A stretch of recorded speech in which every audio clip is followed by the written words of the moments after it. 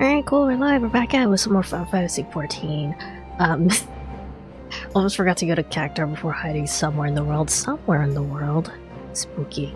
Yeah, back at it. This more Final Fantasy 14. Xeotug has informed me that I will probably be finishing patch content for Stormblood today. I don't know exactly how long it's gonna take. There's also a seasonal event that involves otters, so maybe I'll go ahead and do that first. Where's my... There you are. Okay. I don't know exactly where I need to be for it, though.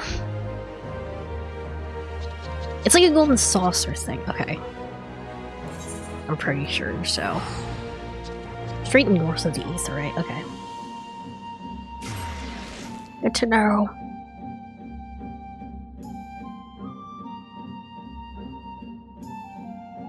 Not exactly what you get from it. I think at the very least you get a minion. It'd be really cool if you dress up as a giant otter, though.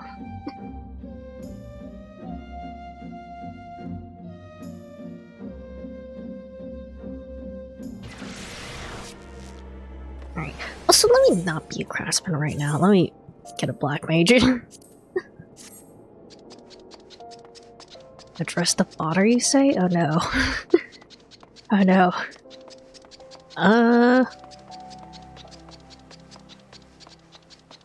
Which one is it? Is it the blue one? Or what? Is it the blue or the yellow? Olier, okay.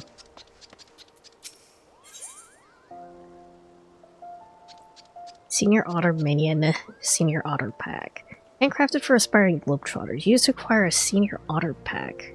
What is that? Okay. This for I think for unlocking Samurai, I say, okay. Yep. Greetings, sir. Pray forgive my presumption, but you are an adventurer, yes? You're the unmistakable heir of the worldly sort. Courageous, diligent, hardworking, and generous with your time, I should hope. It's a backpack fashion accessory you can wear cute. Okay. I'm Moliere, and I serve as one of the many attendants at the Mandeville Gold Saucer. Fame Make It Rain campaign is currently underway, and we've come to Ulda to promote the festivities. If we wish to spread the word of it more thoroughly, however, we require extra support, namely yours if you're so inclined. Noodle. Wonderful. It's great help to us, truly. Meet me at the Gold Court. I shall give a more detailed account of the circumstances. The labor collaborators are scheduled to perform there shortly. Alright. Gold Court. Where? Okay, over there. Then I still need to do Stormblood, finish up the Stormblood Beast quest. Then once I'm all done with that, I can... Is there gonna be any more, like, trials or duties we'll have to queue up for until the end of, the patch content? One dungeon, possible solo duties. Okay.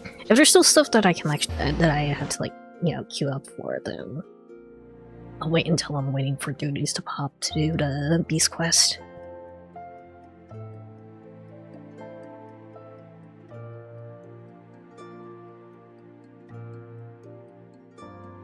Meow, meow.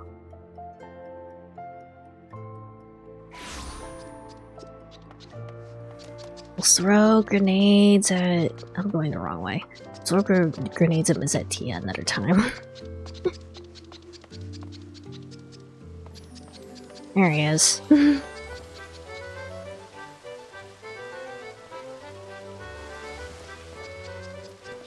Oh, I see. Okay, that's what the backpack looks like. It doesn't actually have straps, though. I guess it would be difficult for them to, like, make sure, like, the straps fit all races, I guess. You're right. Ere I begin with the explanations, I think it's best to let you first experience this year's main attraction.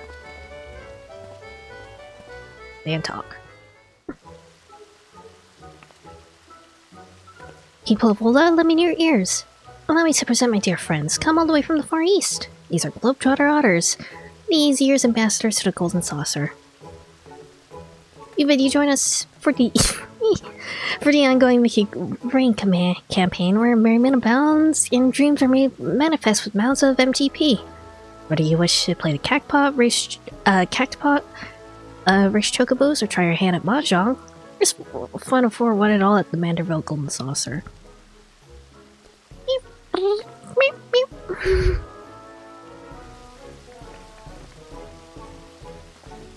They're so dapper.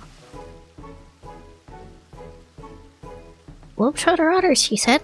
Not seen their like before, but I feel as though I've been missing out my whole life. If we go to Gold Saucer, we may encounter more of those little furry little gentlemen. Plus, it has been a while since my last visit. Are they actually... Could they run, you know, like actual mahjong events so I could actually play mahjong against people in Final Fantasy XIV?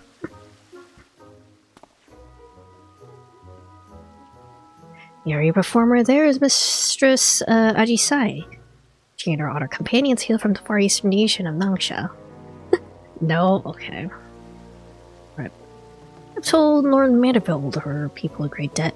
To see who invited her troop to lead our campaign this year. An apt choice for they dazzle and delight passers-by with their performances. All you'll get is being able to buy voice packs for NPC and mahjong. Okay. All promotional efforts here at the Gold Court are well good. We haven't the hands to cover as much ground as we initially envisioned. As such, I thought it prudent to seek out a trustworthy adventurer who could guide one of the otters around town. Mine.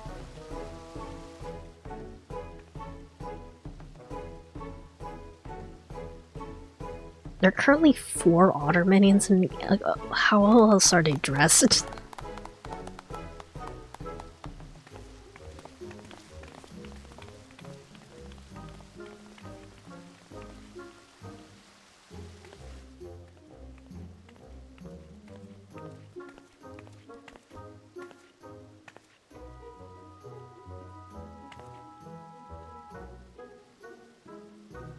This must be our assistant.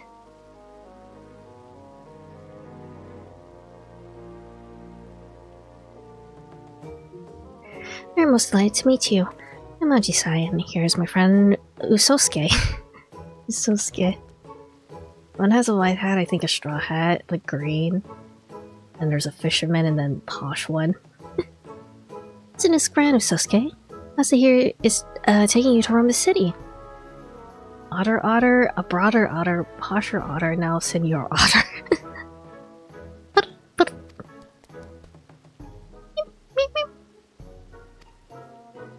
I have to remember how otters actually sound. Say he seems a trustworthy sort. Aye, that's rather high praise coming from you. And quite rare besides.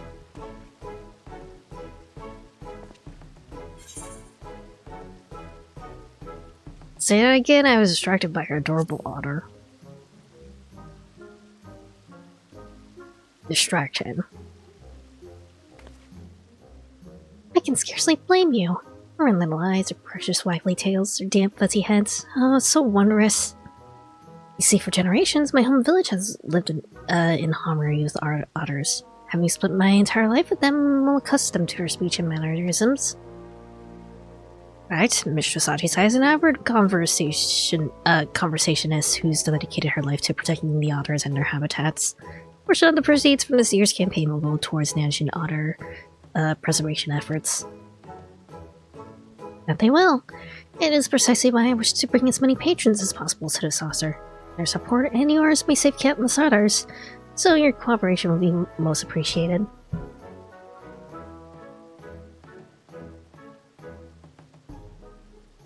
For promotional purposes, we have prepared you a uniform and a special backpack. Unlike the ones Mistress Ajisai and I are wearing. When you're ready, just say the word and I shall present you with the raiments you require.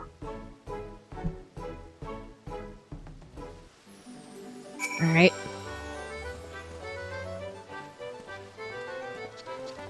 Wait for it to load in. There you go. You're ready then. Excellent. Once you've done your uniform in the backpack, pray accompany Master Usosuke as he makes the rounds of the steps of Thal. Usosuke is possessed of a keen instinct for locating crowds. But given the limits of his vocabulary, we'd like you to speak in the set and inform the patrons of the Golden Saucer's myriad wonders. Earlier and I have a meeting to attend, but once we have finished, we meet to canvass the steps involved with the rest of the Globetrotter otters in search of potential patrons. May it call me a fortune and see fit to bless us both. I'll be a good little otter for Usoski.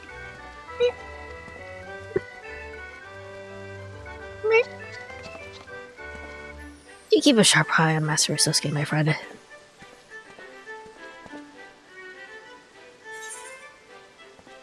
Transformation entails requires you to transform into creatures or other people, restricting available actions. Its transformation.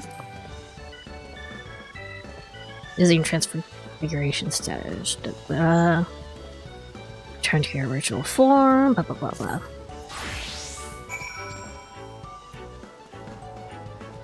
Ah, they took my eye patch, fucker. This is so casual. Where am I heading?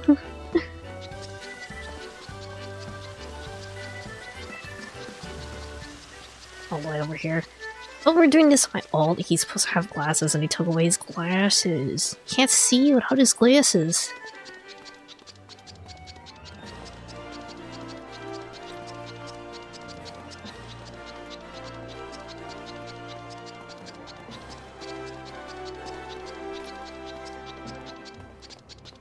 If they do have like a transformation status though, does that mean there's a possibility for Final Fantasy XIV Prop Hunt?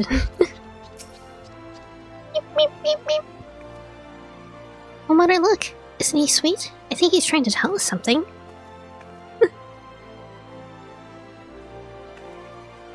I see. So they're having a festival at the Golden Saucer. Will there be more adorable animals like him wandering about?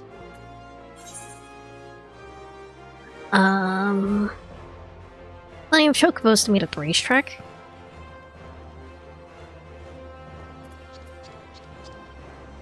It sounds like a good dream come true. I'd love to see it all for myself. Can we go to the Golden Saucer, Mother Dearest, can we?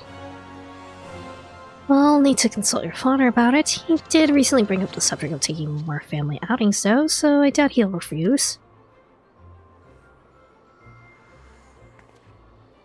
Thank you so much for finding us. If I see the Golden Saucer, I'd love to spend more time with you. Meow, meow, meow.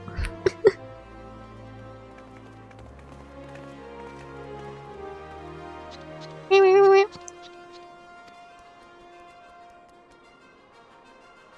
So Skisiator is often in search of prospective patrons. I'll aim to help spread word of the Make It Rain campaign. Alright.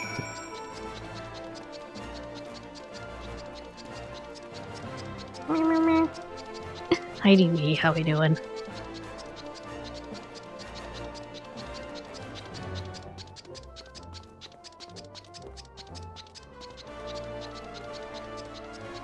Excuse me, I had food on for lunch, so I'm a little bit greasy.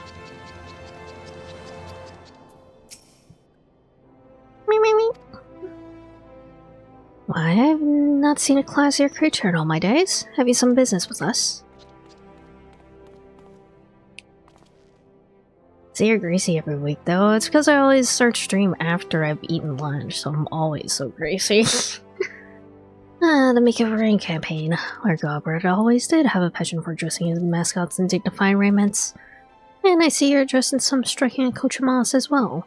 Tell me, as an aficionado of all things fashion, what may I gain from going to the Gold Saucer? Glamour.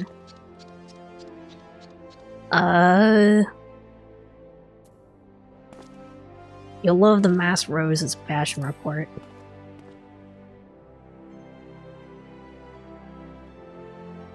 Is that right? I normally have no interest in gaudy amusement parks, but it sounds rather promising. Perhaps it's worth experiencing for myself. Thank you, my fuzzy little gent. You gave me a fresh new perspective on the saucer, and that tuxedo is absolutely flawless, I must say. Cute.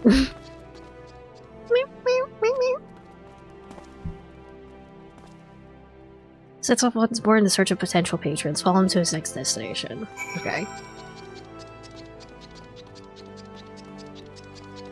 Sorry, Fashion Dude, but fashion report can't be done today. Gotta wait until Friday to get that judged. I did forget to actually do the thing that you told me to do, Santa. Oops.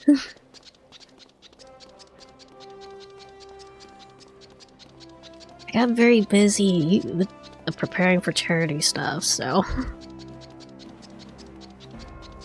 I have a cactar earring.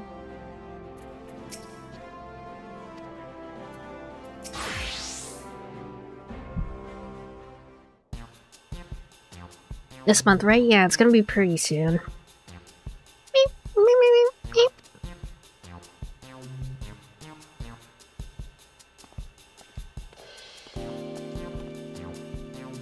Let me guess. Something was afoot at the Golden Saucer. Asazaza looks a little bit weird about the eye patch, honestly. So to make it rain campaign's return, I've been to the saucer an age, but I really ought to change that. Not much more to good Lord Godward after all.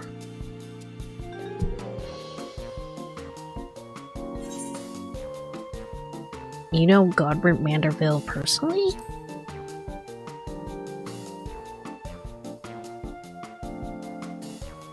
Three of us were Alamigan refugees, you see. Our children didn't take so kindly to us, but despite our efforts, our job prospects were slim to none. But Godward Manderville changed all that. There are three of us and more to help build this gold saucer.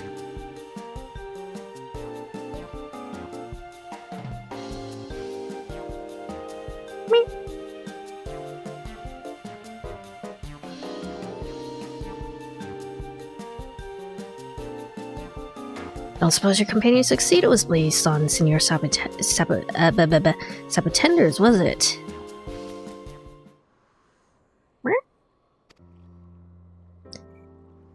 Senior Sabotender is a favorite of mine. Him and all he represents. Construction on the saucer started soon after the calamity. Those days, Solomon's aftermath haunted every waking moment of our lives. Yet, despite it all, there's a lawful fellow man among the workers who loved nothing more than to make us laugh. Every day he'd think of up some new dance or pose to uplift our spirits. Some called him eccentric, but none could deny the joy he brought us. After our work was done and the saucer was built, old Gobert sought that man out and dubbed him our first Senior Sabotender. Even now, even if it's not the same man in the suit, I can't help but grin when he strikes his famous pose. Ain't much of my business anymore, but keep on spreading that joy to others, just like our friend did.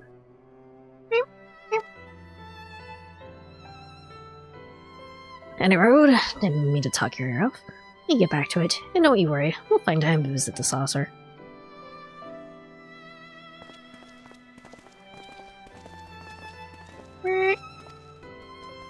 Robert Manderville, the only good billionaire.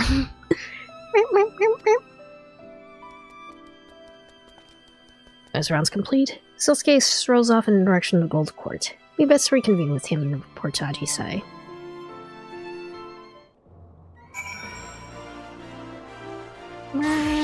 Am I on transforming? I say. Pulls my t-shirt off like I'm a freaking Yakuza character. You changed! And he was a fairy.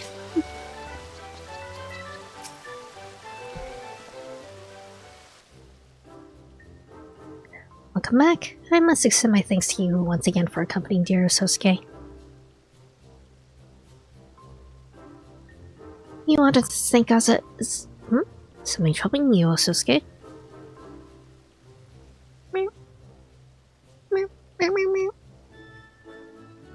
You wish to learn Senior Sabotender's famous pose? What inspired this all of a sudden?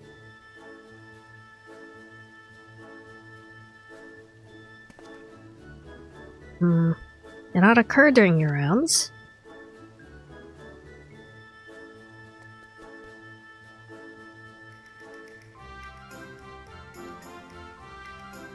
So that's the way of it. I imagine Sasuke learns to uplift others in the same spirit of Senior Sabotender.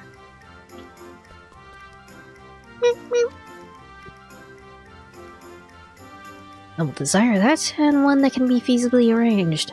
I shall speak with Lord Godbread and request the tutelage of our current Senior Sabotender. Our patroness has thrived thanks in part to his efforts, after all. Master Sasuke's continued endeavors will be a boon to guests and staff alike. It's just a cactar pose, is it? The exit sign pose. Isn't that wonderful, Sasuke? Did you get your otter? We're about to get an otter. You may never have made this discovery without your assistance. I'm in your debt.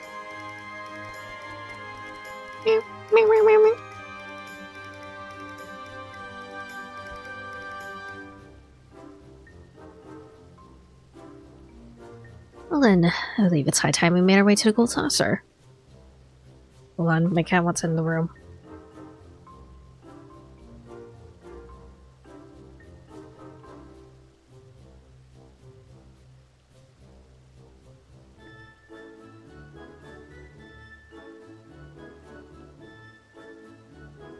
There you go. Remains there at your earliest convenience, Master Zaza. Your reward awaits.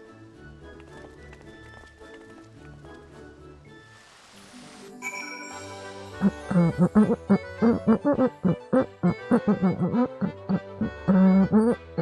you gonna teleport me straight there?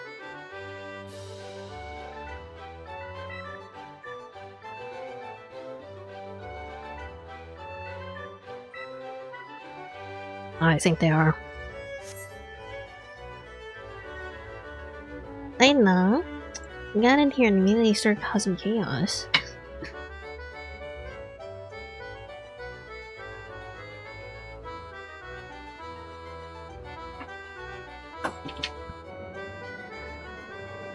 Alright.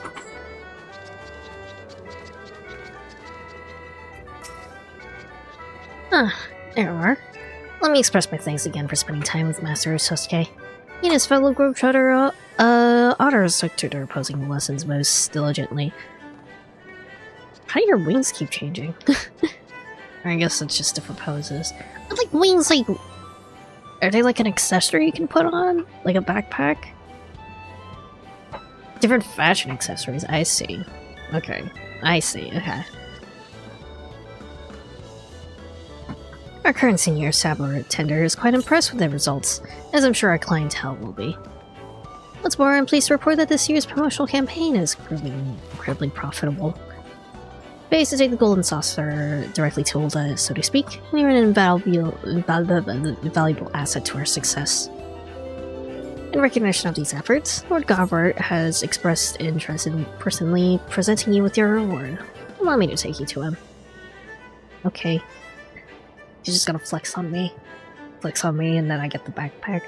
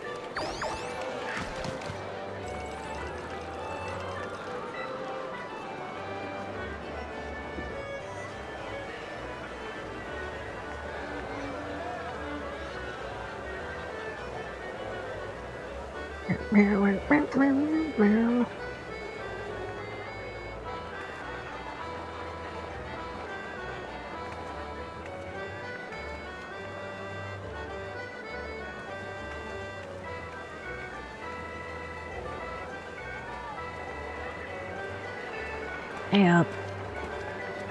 Not gonna wave while I pass by? Rude.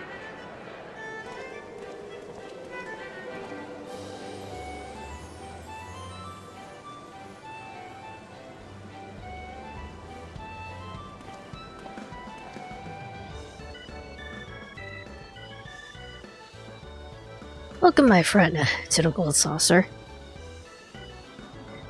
Oliver tells me that you've done us a great service promoting our campaign with aplomb. As you can see, Saucer is teeming with satisfied guests. It's the highest silk song in Israel. And so, the spirit of innovation with which I pride my craft, 'tis my great privilege to bestow upon you my newest masterpiece. Behold.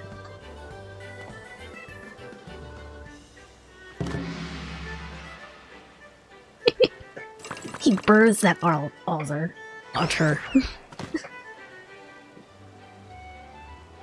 Godbert actually wearing clothes. But he's not wearing pants like he did in the MSQ, so... I present you, Senior Otter. I have created the likeness of our friend Usosuke. He birthed this guy. This miniature globetrotter in the backpack we entrusted to you earlier, yours to keep.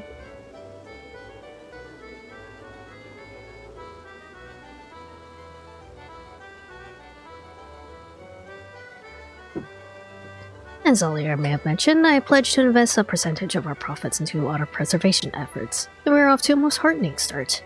On behalf of all involved, you have my heartfelt gratitude. Gold Saucer is, and shall ever be, a place of merriment for all who enter, which is why I should hope we can expect your patronage as well. Until then, know that we eagerly await your next visit.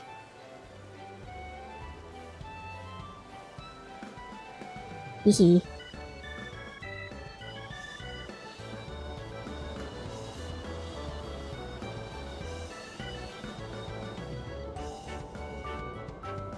I should probably do my scratch ticket while I'm here, actually.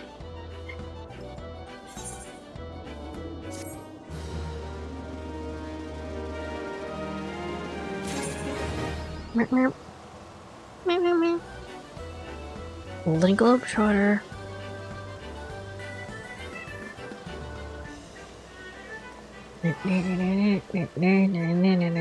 Let's see then. Senior Otter, and then Senior Otter Pack. Okay. How does this work?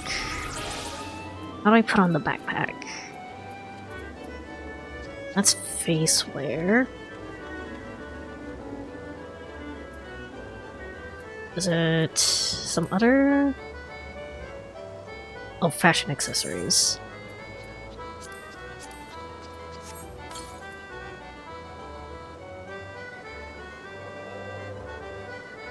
Cute. Okay, and then let me also put on the otter aromat.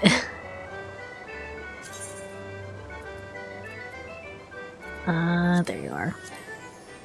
Can I execute at this time? Why?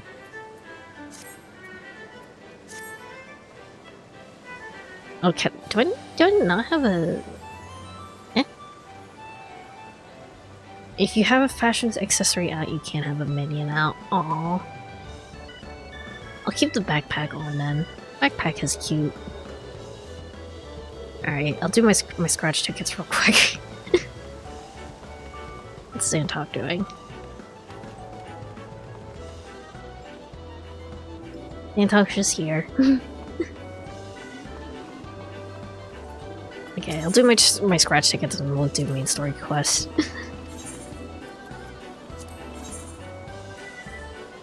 Campaign attendant I'm standing next to has exclusive items and discounted normals. Go around the sauce items that are only discounted during the event. Okay, I'll check that in a second.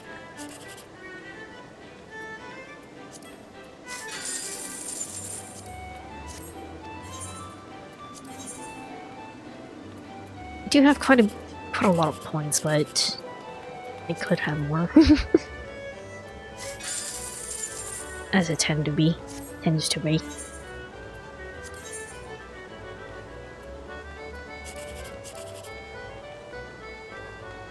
Wait.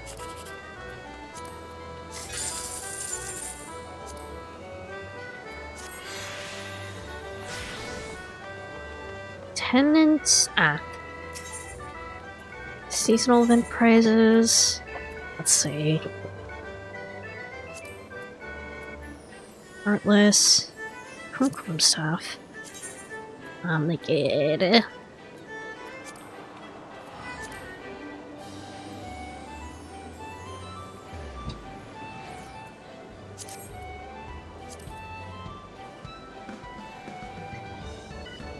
This one's pretty funny. Heartless.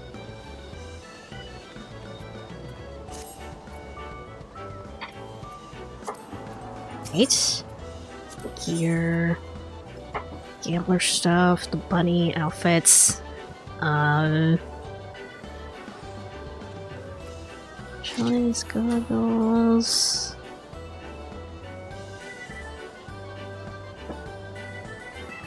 T-shirts.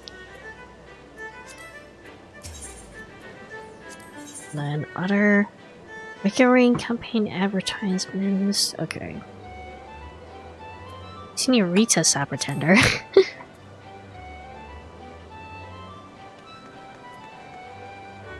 Cards. Enjoy over something fun with golden saucer in your own home with this authentic crystal tower striker. Oh, I see. So you can have like the machine games in your house. I don't have a house, so alright. We'll head.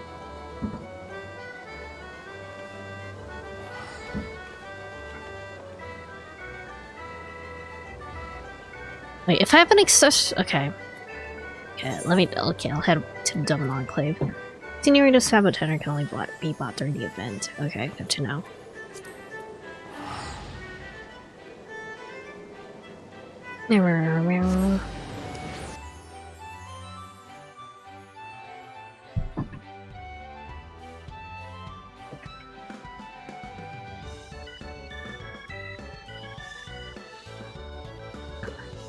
Main story quest time.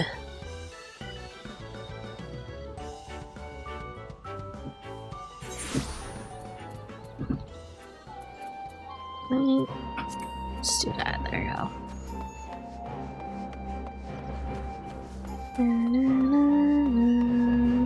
I've also been doing some decent progress on the domain restoration, so.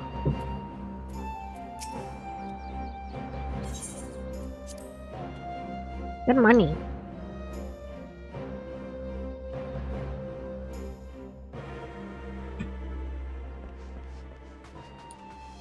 You're so tall.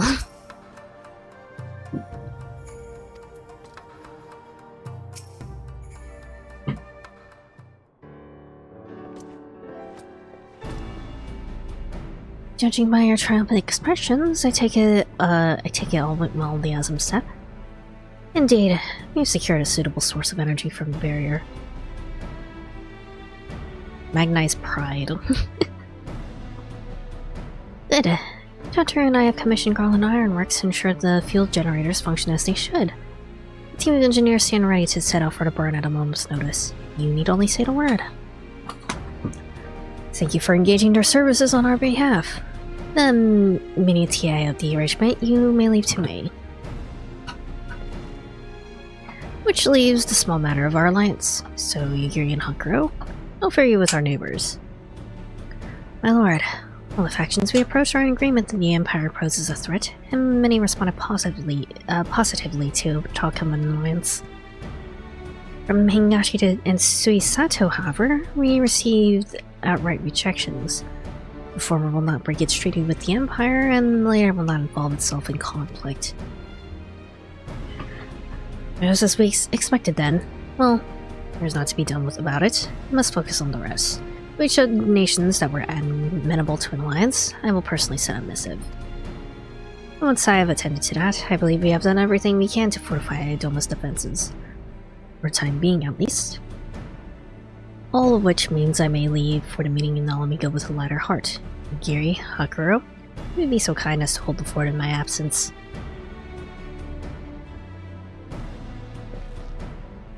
My friends, could not have achieved so much in so little time without your help. For that, I give you my heartfelt thanks. Till the meeting then. Is something gonna happen in Alamigo again? I took the liberty of asking Theocrat to attend as well. He should have arrived in the Alamigan quarter by now. And let us not keep him waiting, shall we?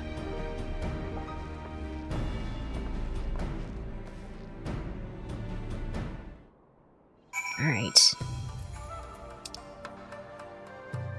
Back to Alamigo.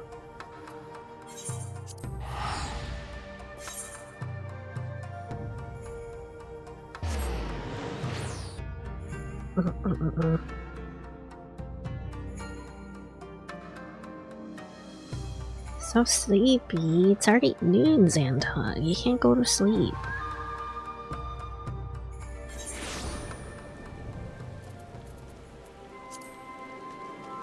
I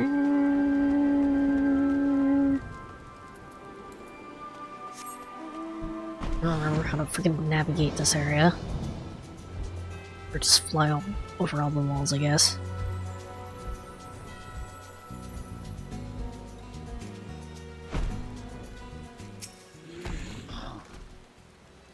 Dolores told me all, and I duly told Oriancha and Creel. It's been a while since we've seen Oriancha. In particular, I was concerned about Alphino, but I assured her that everything can be done as being done.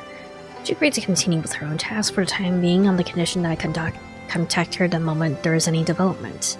So it leaves the four of us to attend the council. Arnvald is here to assist with security. Incidentally, though, the poor lad seems altogether too distracted for the task. I don't want him missing Alphino, I expect. But it's almost time. As soon as you're ready, present yourself to the guardsmen at the palace entrance. Shan't be far behind. Science of the 7th Dawn, welcome to Alamigo. The Alliance leaders have already arrived. May I show you the meeting chamber? Upon proceeding to Royal Palace, several cutscenes will play in sequence. That's never a good sign. Is there you set aside sufficient time to view these scenes in their entirety? Okay.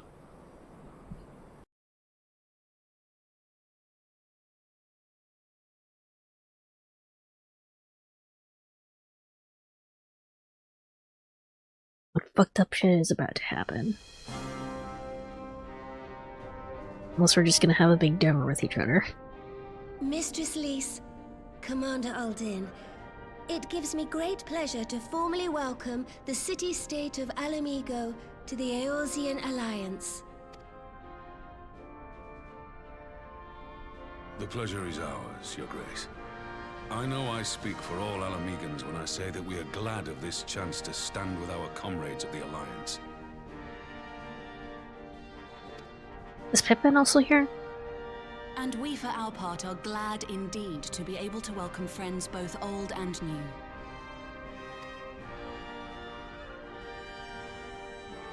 Lord Hien of Doma, at your service. Pray, accept my heartfelt thanks for your generous invitation. Nay, 'tis we who must thank you for journeying so far. And 'twould be remiss of me not to acknowledge the part the Scions of the 7th Dawn have played in bringing all of us together. Also, when is Istinian gonna come back? He was like in main story quest for like 2 scenes, and then hasn't shown up since. In times of great unrest, you and yours have been our constant companions, without whom we would not be here. With apologies to Lord Hien and Mistress Alize, it occurs to me that we have not gathered in this way since that fateful day in Uldar. The day I lost my arm and my freedom. As I lay in my cell, never did I dream that I would one day be given the chance to represent my homeland at this council. I'm sure he's off somewhere having fun, jumping tall buildings, having a snack, looking intently at some eye-shaped objects. I would not even be alive. Making sure he's taking a bath every single day. You, Yugiri, and Alphino. Would that the lad could be with us. Don't talk about him like he's dead. I too owe my presence here to Alphino. In so many ways. Until such time as he returns, I mean to carry on his good work as best I can.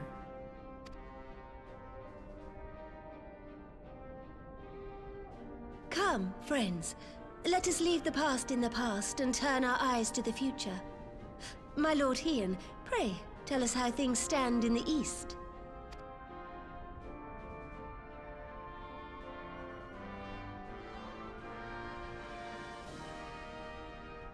Hien gets his own side of the table.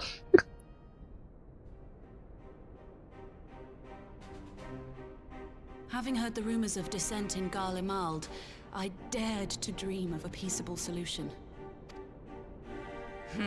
The Empire will not so easily change its ways. If the Garleans have a mind to take back Doma and Alamigo, we'll be hard-pressed to stop them, even with the might of 6 nations. But while we lack the strength to fight the tide, a course may yet present itself, if we read the winds aright.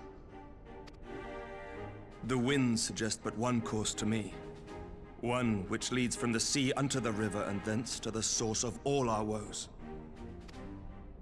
The Ascians. Indeed. All here have felt their blighted touch. It was the bringers of chaos who nurtured the Archbishop's tyrannical ambitions. They who bestowed upon him the secrets of summoning, as they have so many others before and since.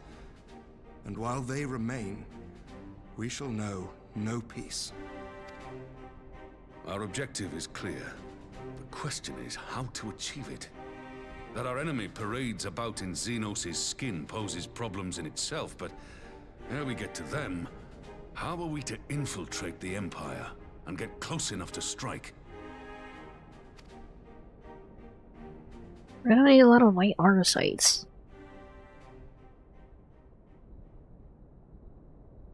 While I see the wisdom in targeting the Ascians, an assassination attempt on Garlean soil would do little to aid our cause, even were it to succeed.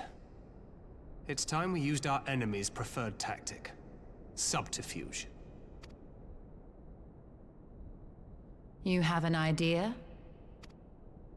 Speak your mind, Master Thancred. None here know the enemy better than the Scions, and you mayhap best of all. Whatever it is you propose, we will give it fair hearing. On that you have my word. Yeah, great time. Very well, Admiral. My proposal is thus. We dispatch the shinobi to Imperial territory.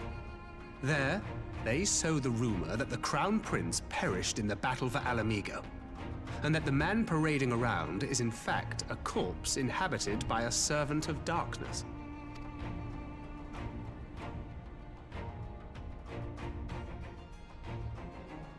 Well, it does have the ring of truth about it. And were the Garleans to learn that their future ruler is a puppet, the Empire would be shaken to the core. But at the risk of sounding stupid, would they actually believe such an unlikely story? I didn't. Ordinarily not. But prior to his miraculous recovery, rumors of Xenos' death had already begun to circulate around the Empire. Ultimately, however, what the masses believe is not our chief concern.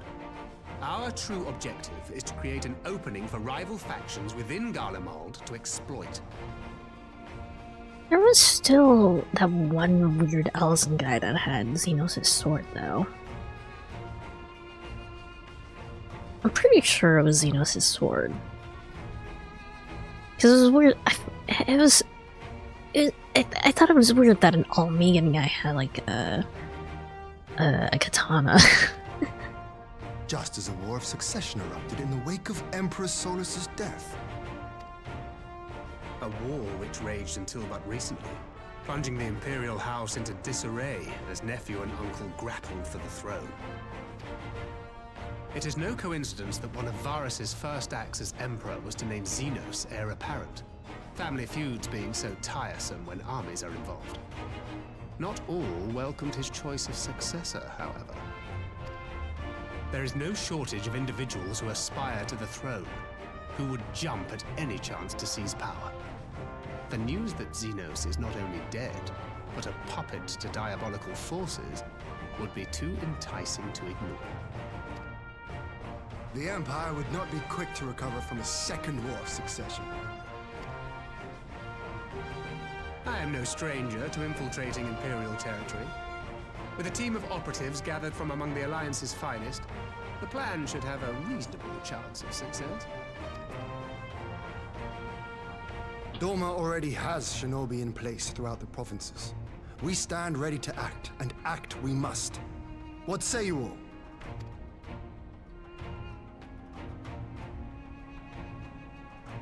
I'm for Master Thancred's proposal. We shine a light upon the Ascian and test the Empire's unity. was his plot that scuttled Doma's negotiations, was it not? Why then, if we can eliminate him, there may yet be a chance for peace. Let us wage this war of subterfuge, that we may one day lay down our arms. Gods know we never will while the Ascians remain.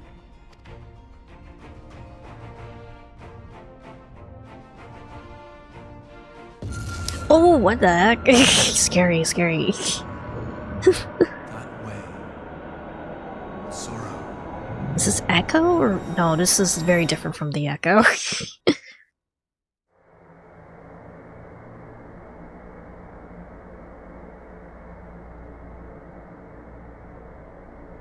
History must be changed. Is someone talking to me from the future? Who is this? I don't recognize this voice. Ahead looms a calamity. Ahead looms light, expunging all form and life. Twin dooms only you can forestall. Only you. What's the matter? Oh, wait. There's a voice. Wait, all the Scions? Spies in our midst. What about... Such presence. What about Lise? Is Lise being affected? Let expanse contract. Eon become instant. Throw wide the gates that we may pass.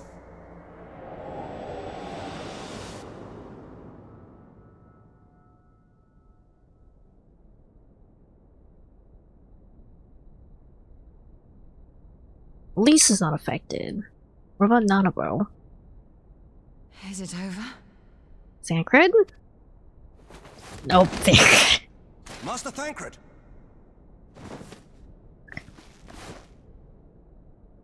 The guy who was most important at the very moment. Friend. Bear him to a private chamber. Have every healer make ready. Swiftly!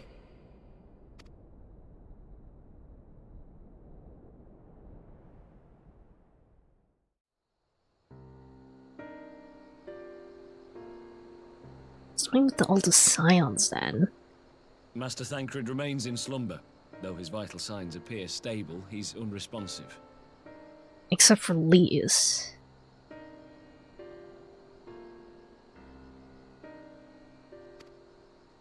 What could have done this? And why just him and not the others? I'm afraid we could not identify the cause, my lady. Our examinations revealed no wounds, nor the presence of any poisonous substances. Some Constantine ether makes it fuckery. worse. You're to let us know the moment there's any change, all right?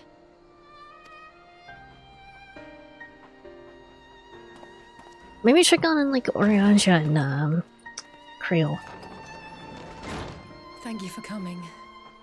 Knowing Thancred, he would apologize for being otherwise engaged at so crucial a juncture.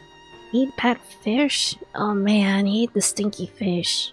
He ate the ate the blowfish, but it wasn't prepared properly. Now he's got the shits. In gifting us a course of action, Thancred sowed the seed of all that is to follow. We have but to nurture it as best we can. To him, I would say, rest easy, that he may wake to enjoy the fruits of our labors. Now, the matter of the mysterious voice must not be forgotten. Will you tell me exactly what happened? Did he shift? Alisaie and I heard a voice in the moments before Thancred collapsed. It was accompanied by a severe headache, as if something were clutching at our minds. Did you experience the same thing? What if he shifted? So, And his in between the consciousness voice and got the pain, you felt as if it was sent into the somewhere else future. entirely.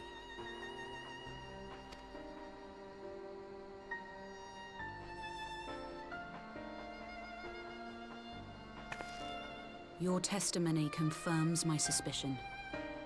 That which you experienced was, I believe, your soul being plucked from your flesh. Called cold.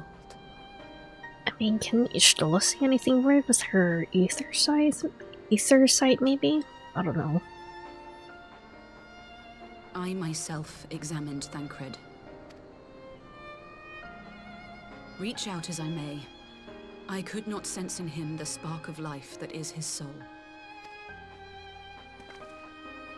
I got cold too then. That Thancred alone was stricken so is likely due to his heightened sensitivity to the effects of ether. Right. A consequence of his prior possession by the Ascian La Hebrea. The owner of the voice, whoever it may be, reached out to you, called your souls, and in so doing, caused you and yours such pain. But if that's true, where exactly are we being called to? I know not. Yet one thing is plain. Whoever waits for you on the other side is possessed of a power unlike any I have ever known.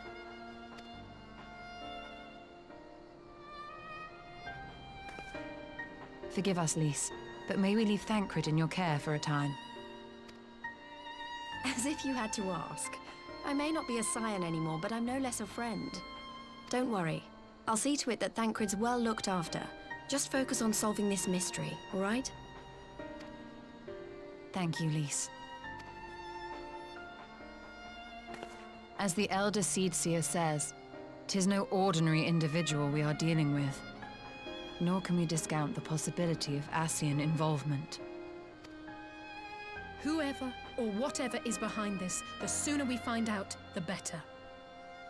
Okay. We probably want to talk to Arianja and Creel to see if they experience the same thing, though. And who else? Maybe Arnvold? Oribold and Coltonay? So let me talk to you.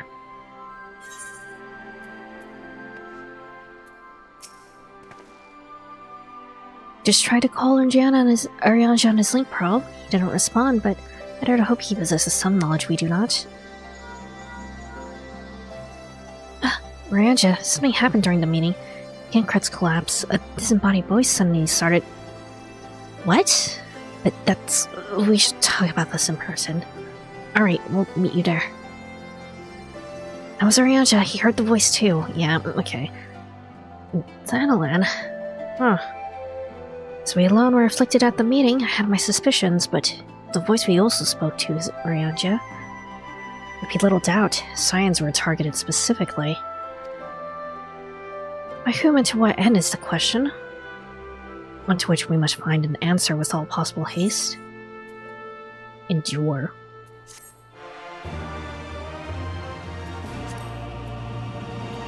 You learn to emote Endure. Fun.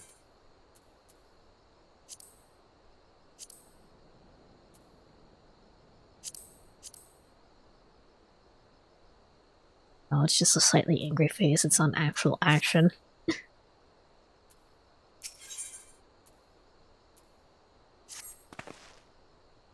Ranta agreed to meet us at the Rising Stones. If any Yetters heard the voice, we'll find out soon enough. Can you endure? I mean, I think I have a fairly high pain tolerance. But look, I should get back to the meeting with the Elder Seedseer, but if there's anything I can do, anything at all, you must let me know, alright? Promise me.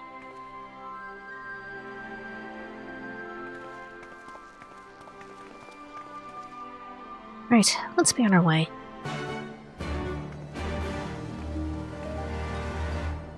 Huh? Cutscene.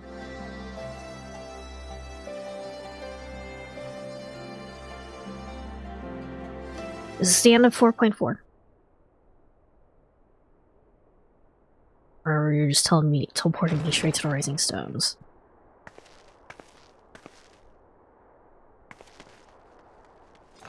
Will be the end of 4.4, okay.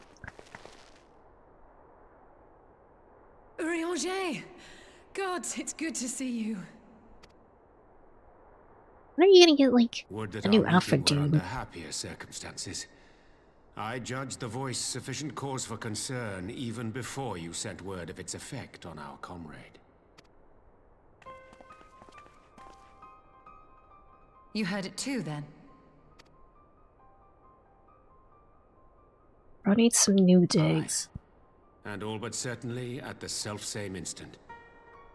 Alas, pained as I was, I could make little sense of what few words did then reach mine ears.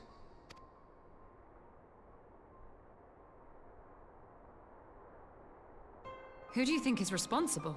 Could this be the Ascians doing? That I cannot say. Not when so little is known. Ere I indulge in speculation, I would examine Thancred with mine own eyes. Also need to know if Alphino also heard it, maybe. To Alamigo, then, without further delay. It'd probably be faster if he went to Alamigo instead of us meeting One here, other thing. though. During my visit to the Far East, I observed a strange phenomenon. I don't know if it, like, maybe this has something to do with the big rock that we activated in the Asm Step or something. Thou referrest, I presume, to the localized reduction in etheric density. Well, that spares me the trouble of an explanation. Yes, I noted precisely that at two apparently unconnected locations. I take it the phenomenon is not limited to the Far East. Indeed not. Of late, our agents charged with surveilling the beast tribes have spoken of little else. In every corner of the realm, they tell of places in which the ether hath grown thin.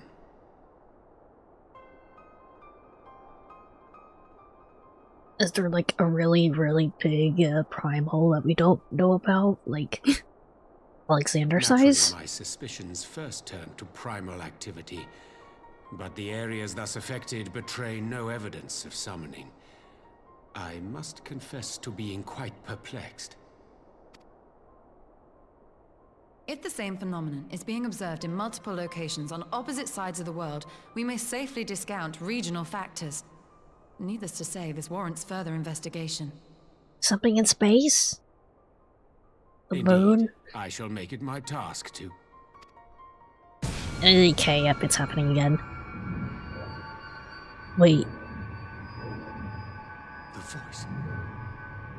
It calleth to me once more. Is it only him?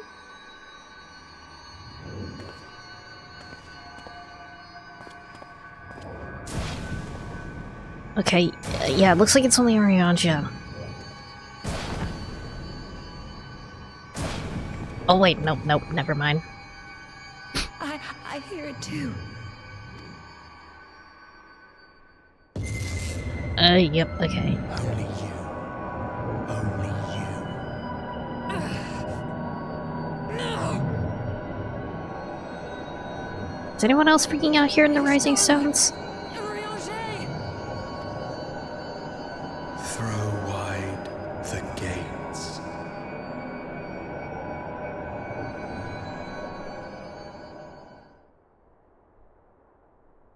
It's probably Orianja who's gone, right?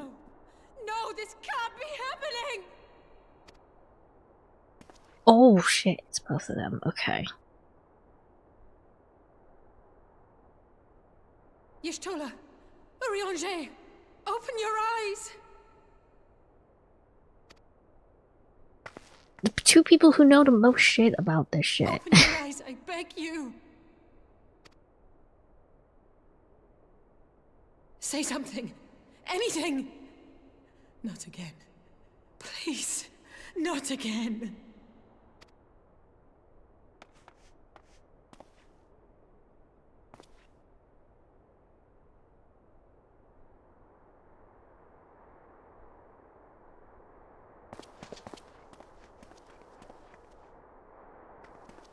Sorry, Balder, did you see anything? Did you hear anything?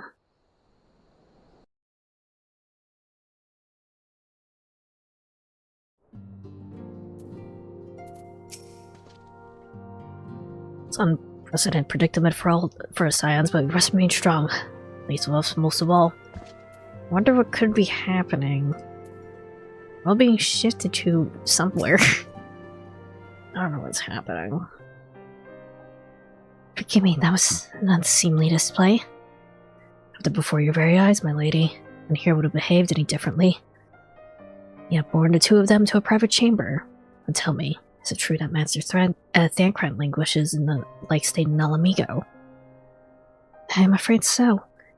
But given the circumstances, it would seem best to observe them together. Within words least that he should be brought here. Take heart, my lady.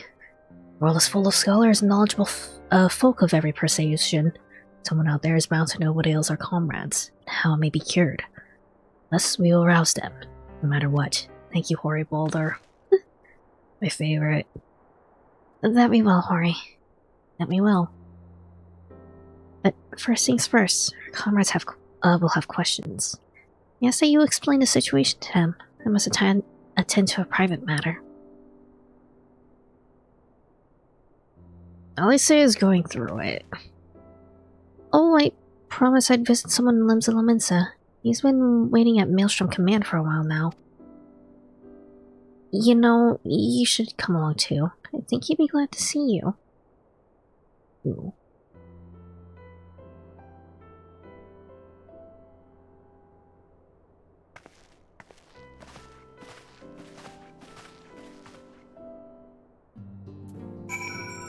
Alright. Maelstrom Command.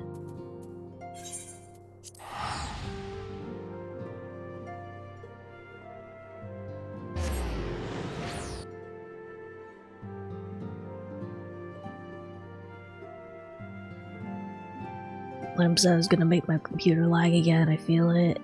Feel it. Happens every single time.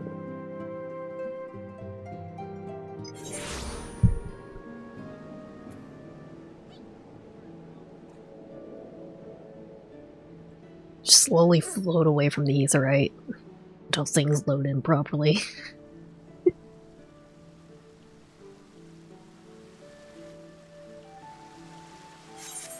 Where am I going? Maelstrom Command. I have to go to upper decks. Okay.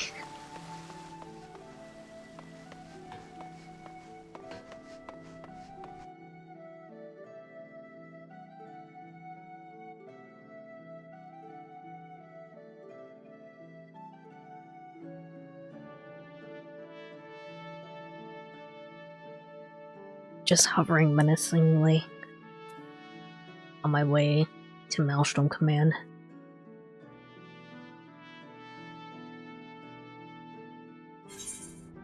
Alright.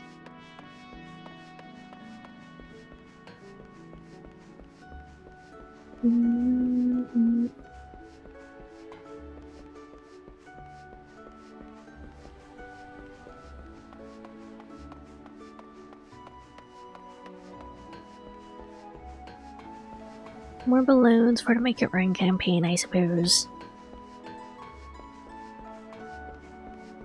Giant floating bubble.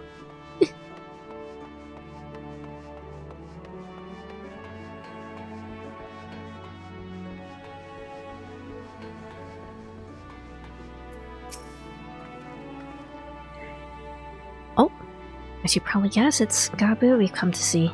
Rabbit here will bring him out to us. Ever since the Maelstrom took him in, I try to visit as often as I can. Gabu is like the kobold, like, who summoned a Titan at one time. The child. Yeah, okay. It's been a while. Ever since the Maelstrom took him in, I try to visit as often as I can, and after what befell our friends, I was taken by the urge to visit him again. It's difficult to explain.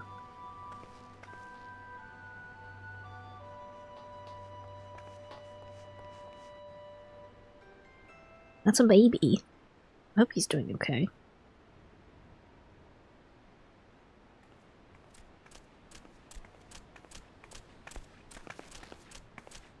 Here he is, my lady. Maybe voiced? I don't know how the goblins are supposed to sound. I don't know if the goblins had the voice before. Gabu, it's been too long. Or sorry, kobolds.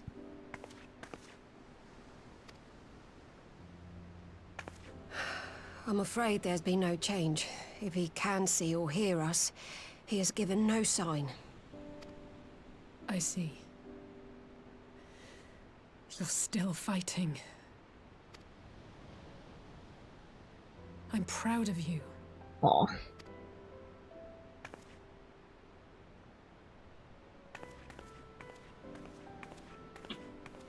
We promised that we would come and visit you together, didn't we? Alphino and I. I'm sorry that we haven't managed that yet. You know, with the three of us like this, does it not remind you of that night? Of the stars beyond count twinkling in the heavens? I was feeling pretty low back then. Powerless. But I knew that my brother was close by if I needed him, and that the others would be waiting for me back at the Rising Stones. What about that? Not like now.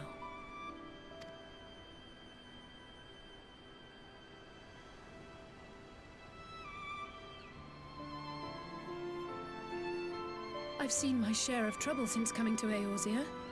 Been reminded again and again of my limitations, of how little I can change about this world. And I've come to know the sorrow of parting all too well.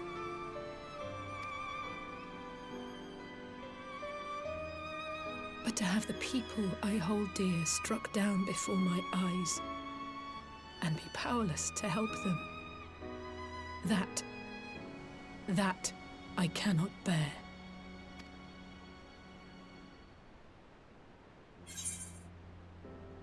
Don't have to bear this burden alone. Still here, baby girl. Sorry.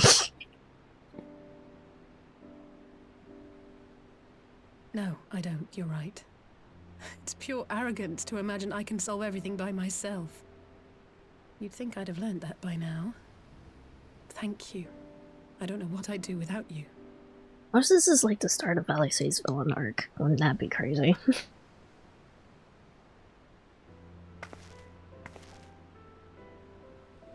Well, that's more than enough brooding for one day. Come on. We have friends to save.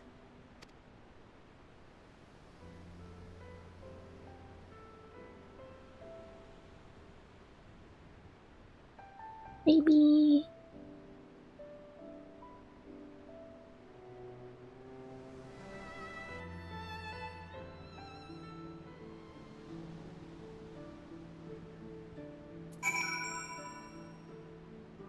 They didn't keep Gabu out? Oh man. Let's return to the Rising Stones and take it from there. Thanks again for agreeing to come. It means a lot to me. Alright. Back to everyone's tool.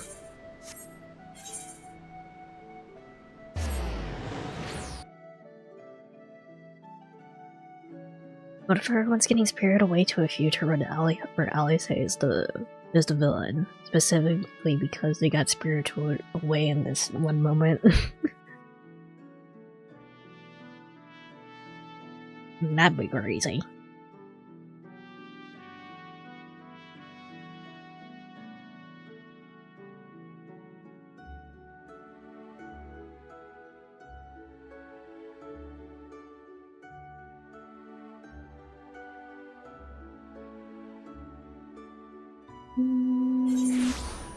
Alright. Oh! Zantok, your bed is in the way of the door. This is bad. This is horrible feng shui.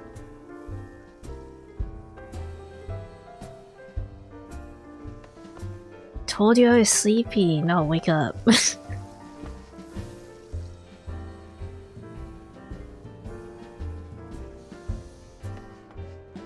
You can move your bed somewhere else. Just go over. Okay. Stepped over your dead body.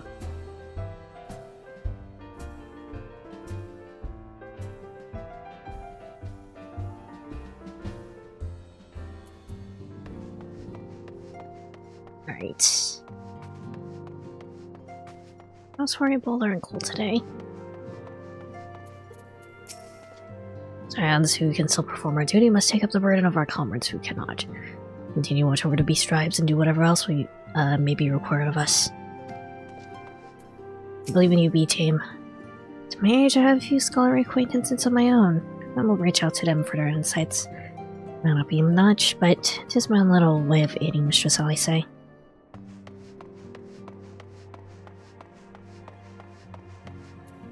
What about Creel? Tatu? I did some thinking on the way back, and I think Hori is right. We need to seek outside help. Ordinarily, we would turn to our own experts on such matters, but we're both among the stricken. I'll begin by reaching out to the myriad guilds and research institutions here in the area. Additionally, Grandfather and Philia had a wealth of connections between them, and I need to explore those avenues too. We'll find a way to save everyone, mark my words. Much more has happened in recent days. Some for the good, some not so. But all around me, people continue their fight. From the shinobi who search for Alphino to the Alliance members who make ready to move against the Empire. They march on in the face of great adversary, bearing heavy burdens. Everyone is playing their part, and so must I.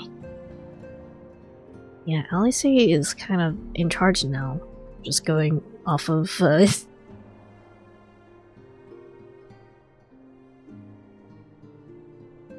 also hired Esto. This baby is in charge now. Considering everyone else who would be ranked above her is unconscious. Spirited away. Or Alphino. You have your own part to play, I know. It's bigger than most. So I won't keep you. Just promise that you'll visit from time to time, and I promise I'll have good tidings to share with you when you do. Alphino's off gallivanting Garland while Alphino is stuck in the middle of the desert, I'm pretty sure. Doing good, how are you? We're doing pretty good. We're finishing up Stormblood. And we're... The plot has got me by the balls.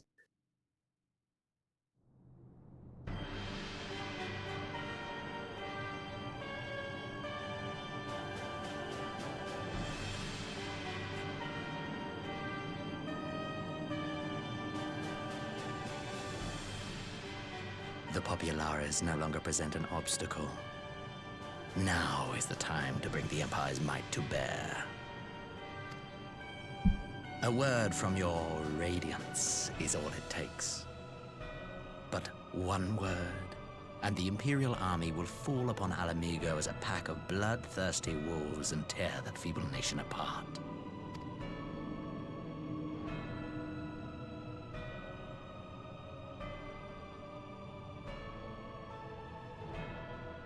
My face tracking is lagging. Have you no words for me? Despite the lengths I go to, an emissary playing the part of a fool. So he knows your ass is too much for my face tracking. When first I took this face, I swore to use all of my knowledge, all of my power, to further the cause of the Empire.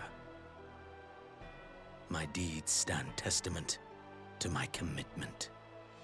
And with this adamant flesh at my disposal, I could destroy the Icon Slayer as easily as one might swat a fly. Why do you hesitate?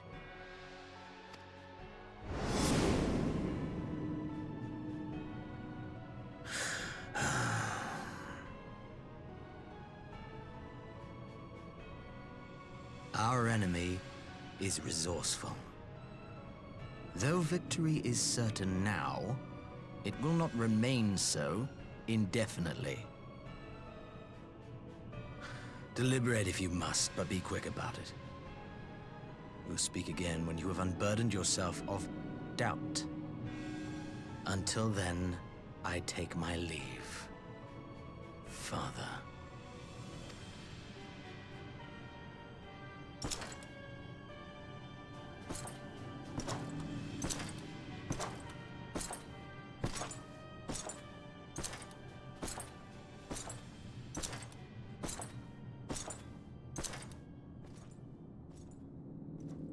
I should be the one to sigh. Who is this? I played my part to perfection. I had earned my rest, and then, thanks to La Habrea's crowning act of idiocy, our favorite emissary sees fit to summon me back. Another Asian?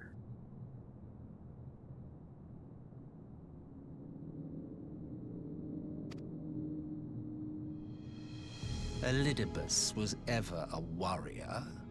A most tiresome trait, would you not agree?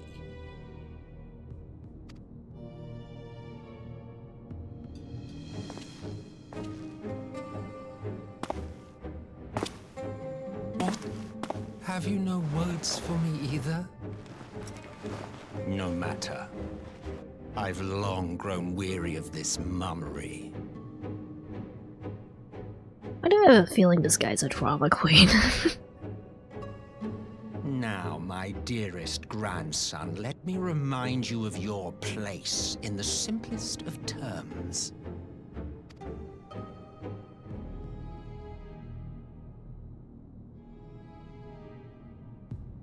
You do not make judgments, you administer them. Swiftly and to the letter.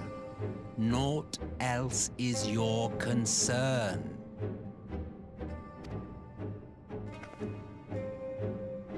Elidibus may be an insufferable bore, but he is no fool. His choices as emissary seldom err.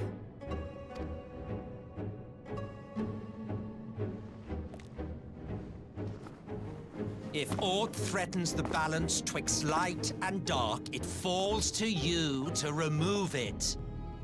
This guy feels like a Disney villain.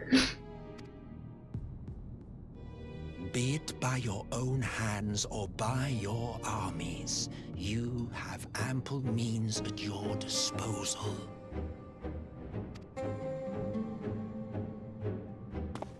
In a way that I can't quite explain. That is why this empire exists, why I built it. Solstice Galvus? Good, bad, and like how hammy Disney villains are.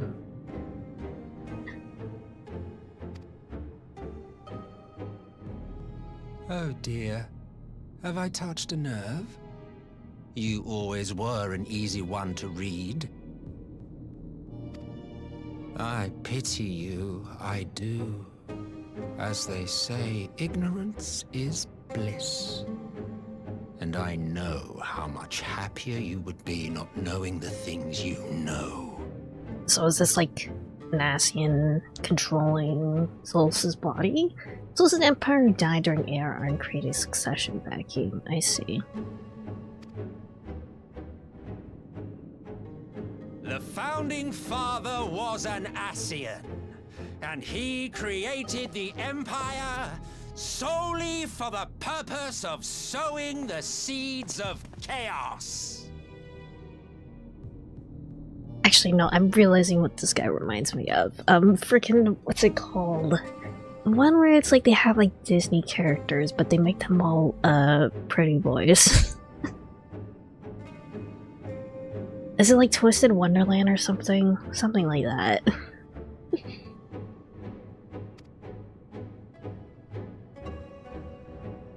Don't take it personally. Hold on, let me see if I can find it. I merely do my duty. Twisted Wonderland Cruella.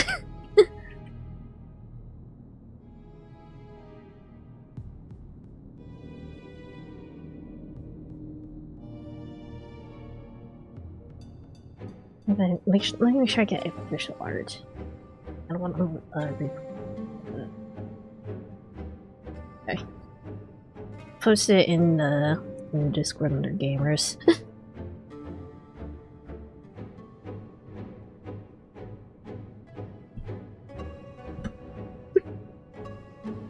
There we go.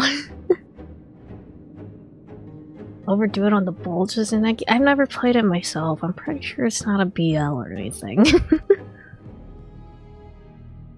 To bring about a calamity requires no small amount of power. And there is no surer way to obtain such power than by collecting powerful pawns.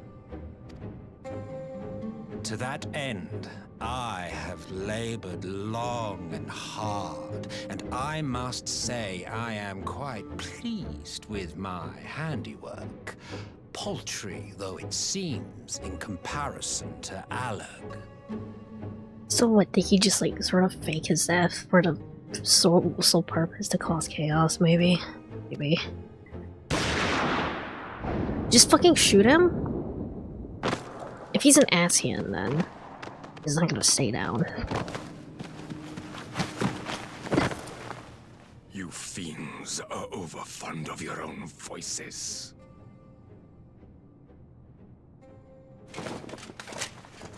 Mark me, Asian. Man is the master of his own destiny. Plus, he's just doing like the Asian thing where he's finding a different vessel every time he dies. What? Yeah. Or he just does that. A waste of time and energy, both yours and mine. He's Cubey.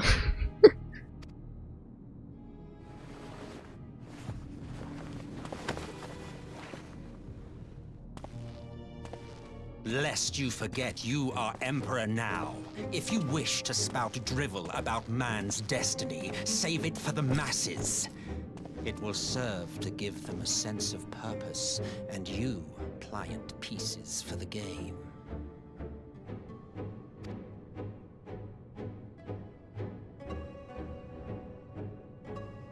Oh, do stop sulking, boy. You, of all people, should understand. Ours is a struggle to restore both mankind and the world to their rightful state. Viewed thus, our goals are one and the same.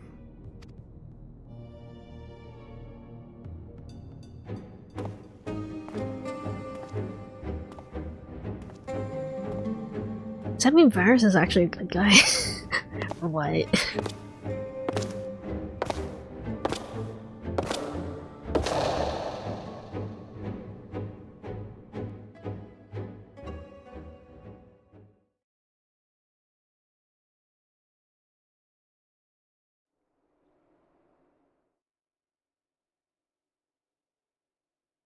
The Resistance encampment somewhere in the Empire.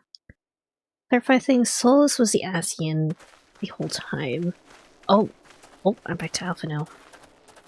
Right, girl, for purpose of causing chaos and destruction. Why not reveal yet? Not sure if Solus faked his death or just took an opportunity, but could also shape vessels into whatever appearance he wants, so he spawned up this particular look. Okay.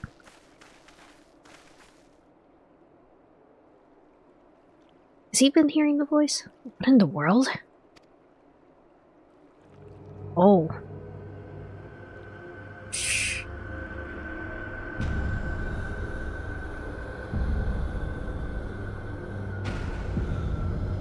Ugh.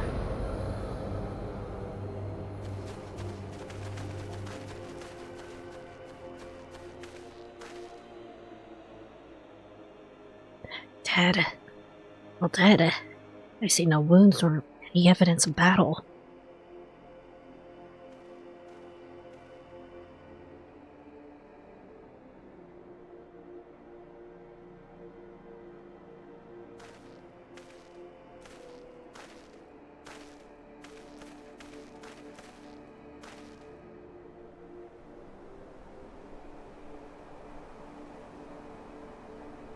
Damn them, they finally used it.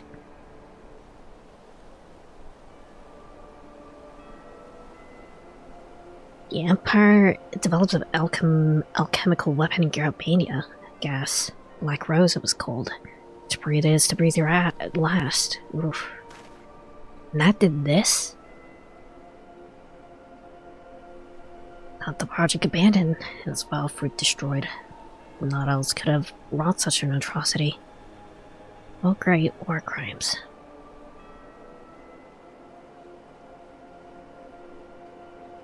Fools. What do you hope to gain with this butchery? You can't see that a world one through terror will not endure. How many more provinces must they lose?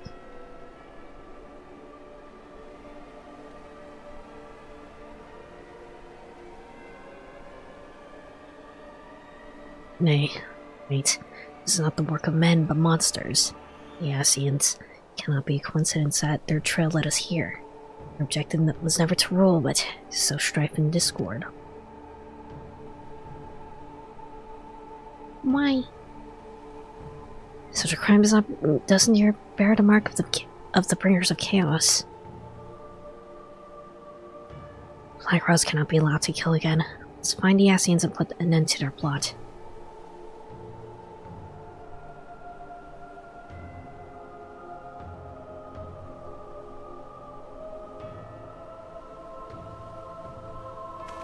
Alphino, have you been hearing voices? Crazy music.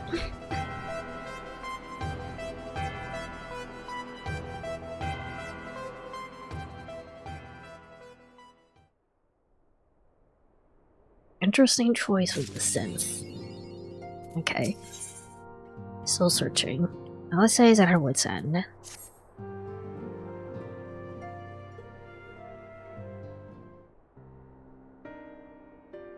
I'm glad you've come, though I'm afraid there's little in the way of good news. After you left, we reached out to both the Alchemists Guild and Stillglade Fane and attempted all manner of treatments. But the results were always the same. Whatever the answer is, it's not alchemy or conjuring. Well, it's like the same sort of stuff Asians do somehow. Why did it have to be Y'shtola and Urianger and not me? Out of all of us, they are the ones who could feasibly have solved this puzzle. And Alphino's still missing. God, it's all going wrong. Where do we even start? A grave situation indeed. Might I be of some assistance? Miss Creel? Auntie Creel. She's so small. Have you been hearing voices? I did not think you well enough to travel. Right, because she's still dealing with like the experimentation stuff. Well, stay away. As a fellow scion, not to mention your erstwhile mentor, this is one of those times you should feel free to call on me, regardless of my personal circumstances. Yes, I should have thought of that. Thank you for coming, Cryle. We would welcome your insight. And I should be happy to provide it. Now, what's this I hear about Alphino heading into Imperial territory? That boy always did have some funny ideas. Do you remember the speech he gave when he was accepted to the Studium?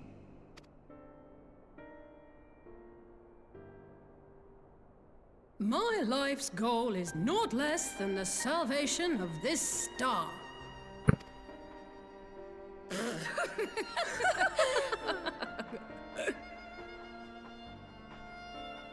That particular grand pronouncement has been a source of great embarrassment to him, as you know.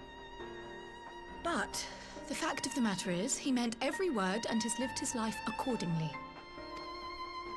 Yes, he remains altruistic to a fault. But I'm worried he was too fixated on his goals to see the dangers, as has happened before. You needn't be so concerned. Though his values remain the same, Alphino is not the blinkered boy he once was. Slowly but surely his eyes have been opened, thanks to a certain someone. A certain someone whom he'd be mortified to learn had heard about his little speech. Mum's the word, eh? Unless... Right, I'd better have a look at our patients. They're in the infirmary, I assume. I'll need absolute quiet, so it would be best if I did this alone. If you'll excuse me. Just don't get spirited away too, Creel.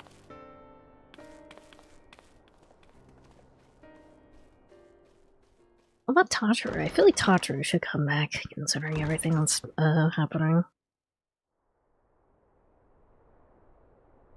Bring back the Lalafels.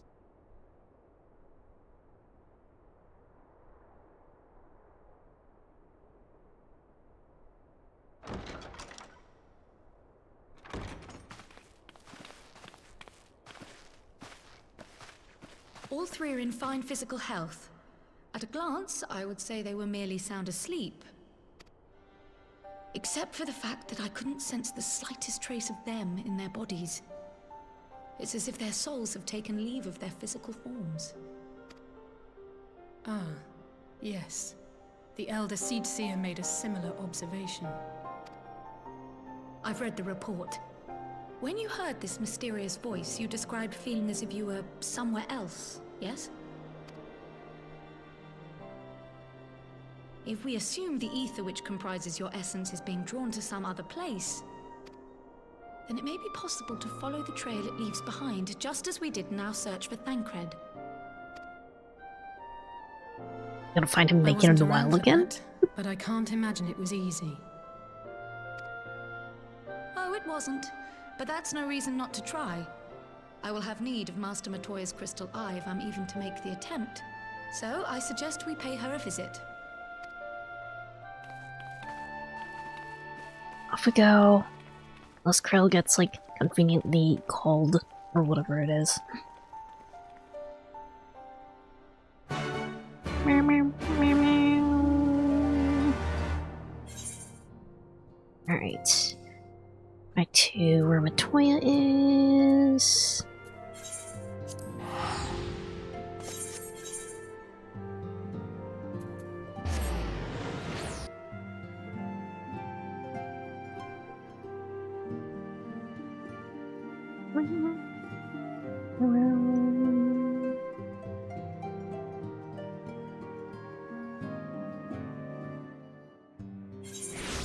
I guess she hasn't said anything about hearing any voices herself, so maybe she's in the clear. Just invisibly strolling past. There we go.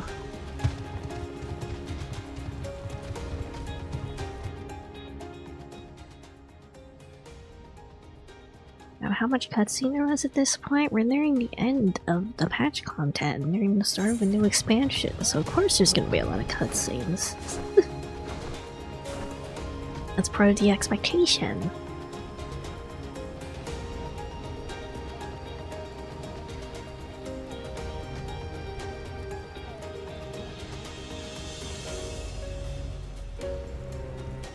My shoulders look like there we go.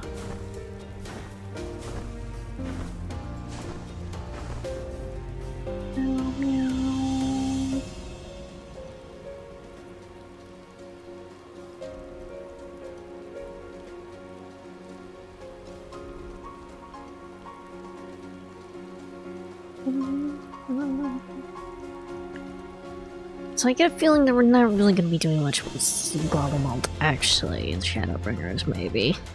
Probably going to be more about whatever's going on with the Scions here.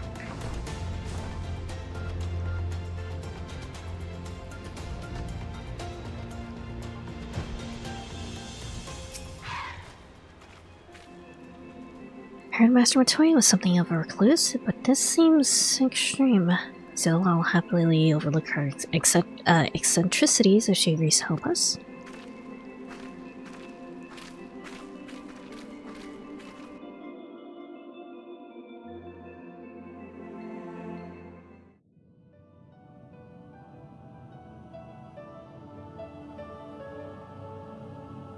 Hey Grandma, we lost your cat-girl granddaughter again, I'm sorry.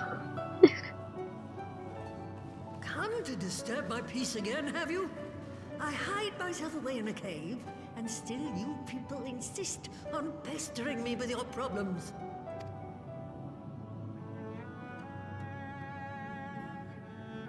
Oh, I mistook you for young what's-his-name, but I see now you're the sister. Weren't you supposed to be the lively one? I've seen happier faces at a rain-sodden burial. Well, I'm sorry to dash your expectations, but the situation isn't exactly conducive to gaiety. Ha! That's more like it. Stoller used to spit and hiss like a wildcat too. Better for a young thing like you to be filled with fire and leave the doom and gloom to your elders. Now, what exactly does this tragic situation of yours have to do with me? If I may, Master Matoya, we have need of your crystal eye once more. A lot's happening.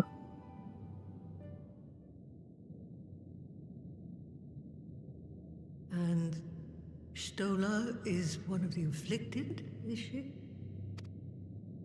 Very well. She may be an ungrateful stray, but she's my ungrateful stray, and I'll not see her buried before I am. Thanks, Granny.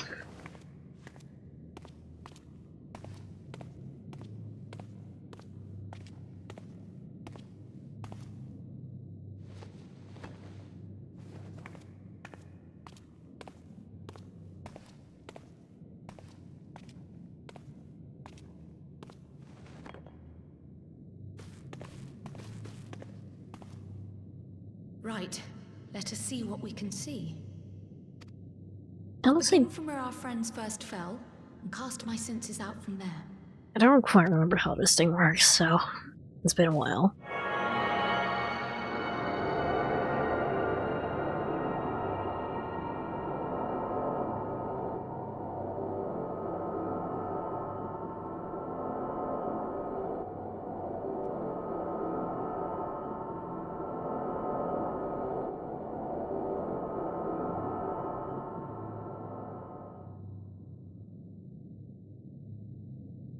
What is it? Did you find them? This doesn't make sense. How is it even possible? How is what possible? Kryl, what did you see?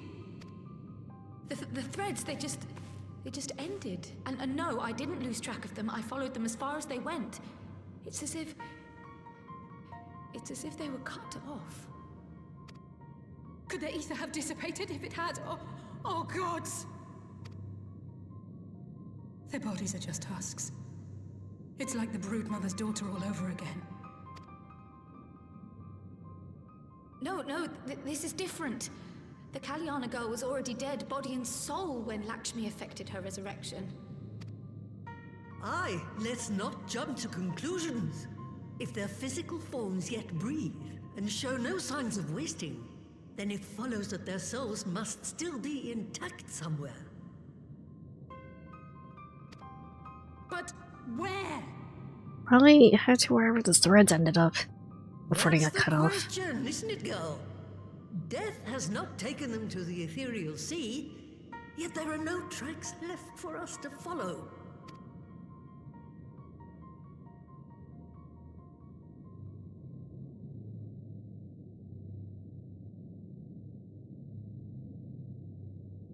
We're no closer to an answer than when we started. But knowing their souls are still out there is progress of a sort. We just have to keep looking. Pray, excuse me a moment. Yes? You got cell phone service down here? I remember, but... What, to Alamigo? We're on our way. That was Lee's. Apparently, a group of Populares have defected to Alamigo, and Maxima, the envoy Alphino left with, is one of them. Right, because Maxima wasn't actually in that cutscene with Shadowhunter and Alphino, was he? I'm sorry. I realize we've barely begun here, but... Go, child, go! You've made up your mind, and life's too short for dithering. I'll do some digging in the meantime and see if there isn't some other method we could use to continue the search. Let's be off then.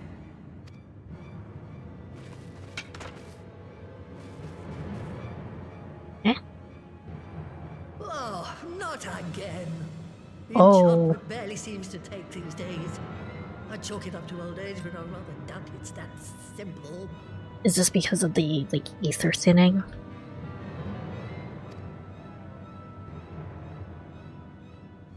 The broom has been taken.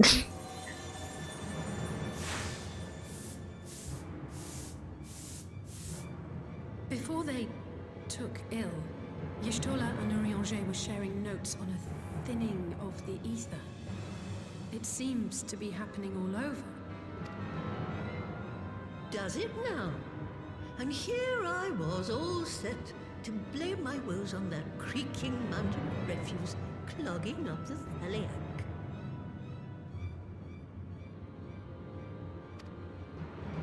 I fear something has gone awry. Still, there's naught to be gained from starting in shadows. You can only do what can be done, and that but one thing at a time.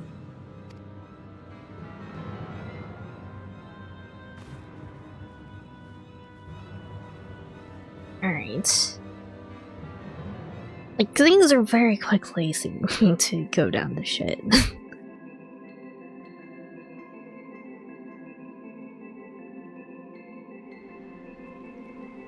The ether setting is a weird detail. I'm not quite sure what to make of it. If it's not a primal. So that was the one by Tammy Stola. I had a distinct feeling of being grabbed by the scruff of the neck and having nonsense shaking out of me. She seemed to like you, at least, you know. When Alfinota's back, I'd like to visit again and ask her what tales she has of grandfather. Meow, meow. I almost can't bear to hear what Maxima has to tell us. But it can't be bad news, can it? At least would have said. Unless... There's no point in speculating. He said that she notified the guards of our coming, so we should head straight to the palace gate in the Alamegan quarter. I'll be praying for good news. Learn what you can about Alfino's plight, and leave the search for our friend's lost souls to me. Bye!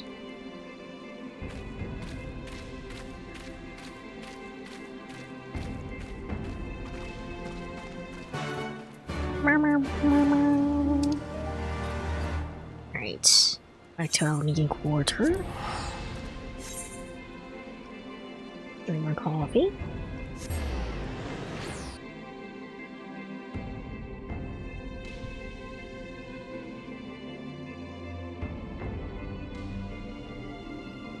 It's also, like, I think you should have mentioned that the ether setting was happening before we, did that thing with, what are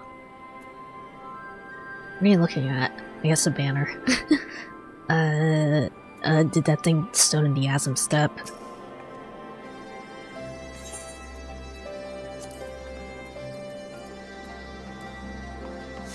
Meow, meow, meow, meow, meow. So it's something that has been happening, and I wonder if something if Xenos or Solus is messing with, maybe. Reese-san, Commander told me to expect you. Shall show you in. Yes. What's going on?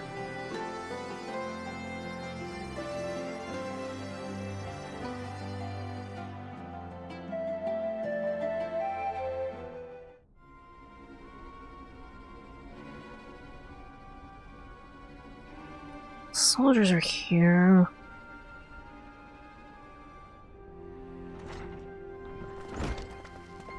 Or at least the ones that survived the crash, I guess.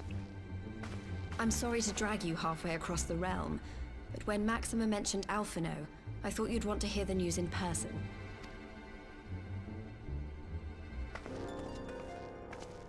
Ah, we meet again. Though I was hoping our reunion would be under more auspicious circumstances. What happened to my brother? Where is Alphino? Never fear, my lady. Your brother was in fine health when I took my leave of him, and I have no reason to assume that has changed. You assume? If you will allow me, I shall endeavor to explain events. Our troubles began not long after we departed Doma. While crossing the burn, we were fired upon by the Emperor's personal guard and forced to make an emergency landing. As we stumbled from the wreckage, our attackers fell upon us again, and we would have perished there and then were it not for the intercession of a third party, a band of mercenaries whose leader claimed to pursue a vendetta against the Ascians. This shadow hunter, as he styled himself, then escorted us out of the wastes to relative safety. Upon arriving back in civilization, I gathered my Populares colleagues and prepared to flee the Empire. Master Alphino, however, declined the invitation to join us, preferring to continue his investigation into the Ascian threat. What an Alphino thing to do. Well, at least he's not lying in a heap in the burn. Tell us more about these Ascian hunters. Who are they? And is Alphino still with them?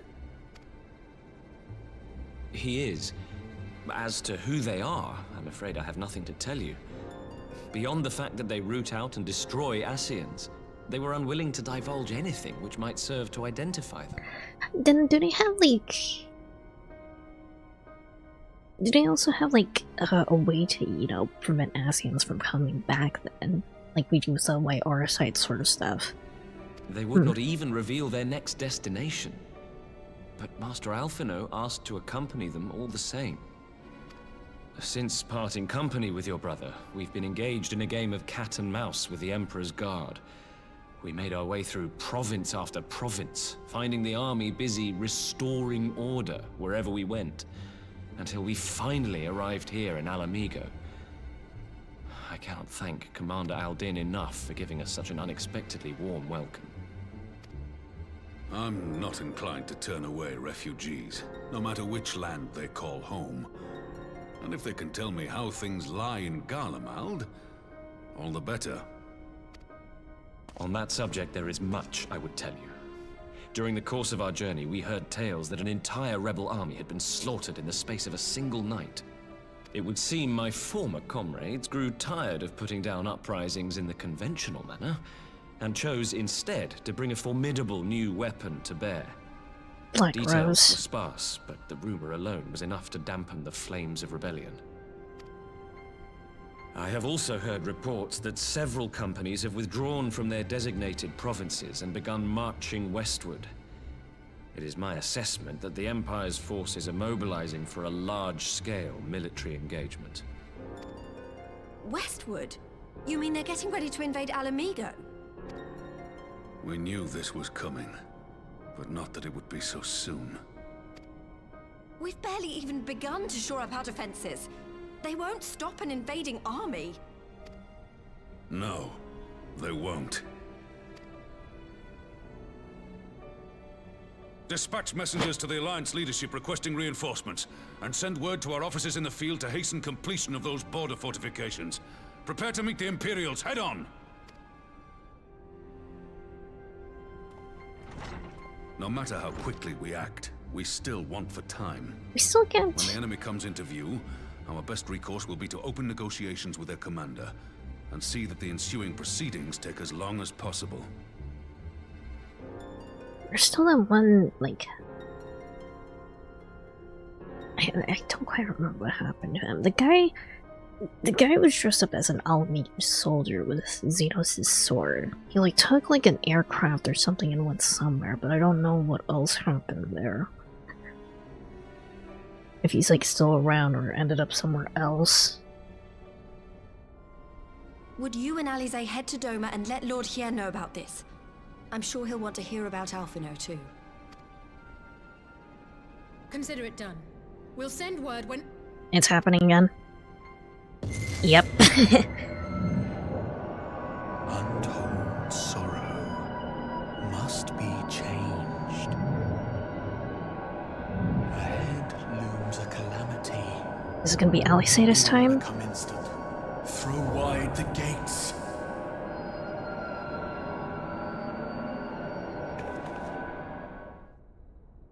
No, she's okay. You heard it too. So probably Creel or Alphino. Well, at least we're both still standing. Coltonay, no. Hori Boulder, no. I thought we'd lost you for a moment there. Why does this keep happening? I wish I knew. Nothing we've tried has brought us any closer to an answer. We'll keep working on it. But first, we need to go and see Lord Hier. Somebody must have been taken.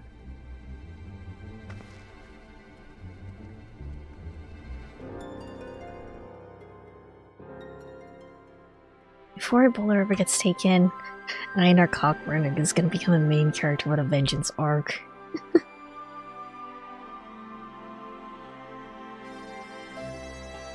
Are we gonna end up in, like, Kugane and find out that Tatru has been taken? Wouldn't that be crazy? So Alphanos is safe, for the present at least. Now we need to worry about now what we need to worry about is a full-scale Imperial invasion. That at least tasks us with visiting Holorkian. Better to be dashing from place to place than sitting around stewing over things we can't change. To the Enclave.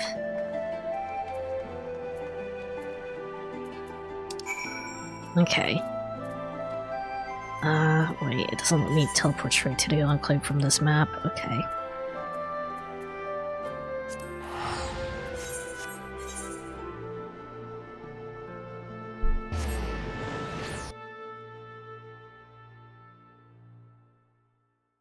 They talk specifically,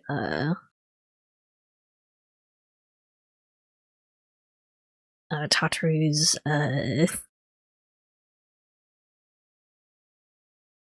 carbuncle that keeps running away.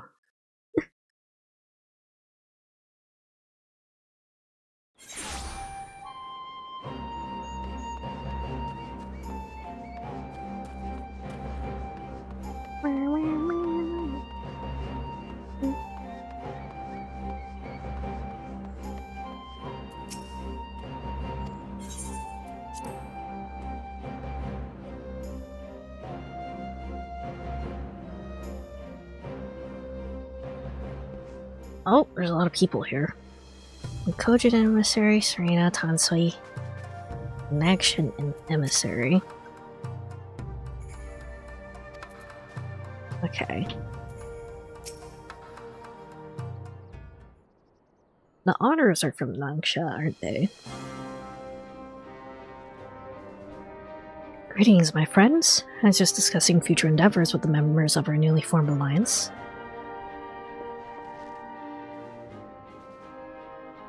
Trojan and the Confederacy, you already know, as was your own strength of arms that won us to cooperation with the steppe tribes.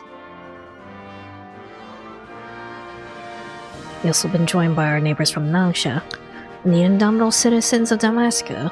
The scattered nature of the latter's resistance will somewhat delay their official induction. These proud peoples have united under a single purpose: stand against the tyranny of the Garlean Empire.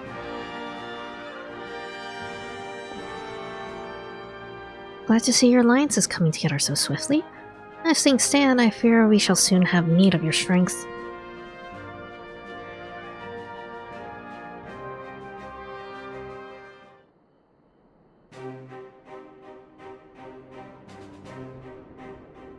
Thank you for bringing me news of Alphino. Fate is never far from my thoughts, and only because he is our emissary.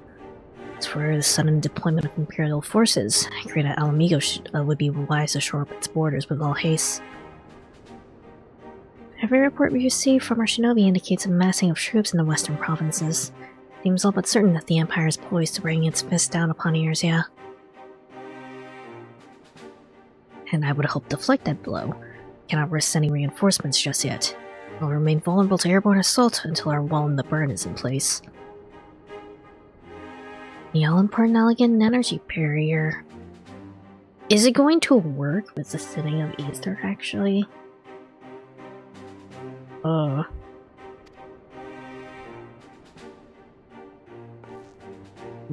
energy barrier, yes. I thought to call it something more auspicious. A name drawn for the four lords of legend, perhaps. Seres Aegis or some such. Well, just a thought. It's a great wall. The Ironworks engineers report they have finished calibrating the generators and are ready to proceed to the testing stage. Maybe time to attend the first test. You've seen the field which protected Azislava firsthand. I'd be interested to hear how you think ours compares. This is gonna be interesting. I don't know if this is gonna make the ether sitting better or worse, even. Come to, if you don't mind. If I'm not your shinobi, I may be able to offer some insight. Of course. Time being of the essence, it'd be best if we made directly for the burn. Carrie, I'll leave you and Hakuro to bring the War Council to a close. Understood. Your mounts are saddled and ready, my lord. Where to storms? The Burn Part 2.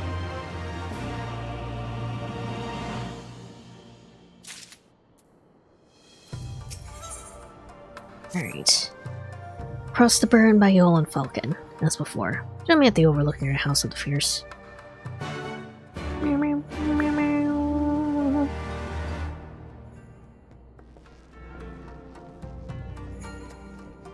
Hey, Serena.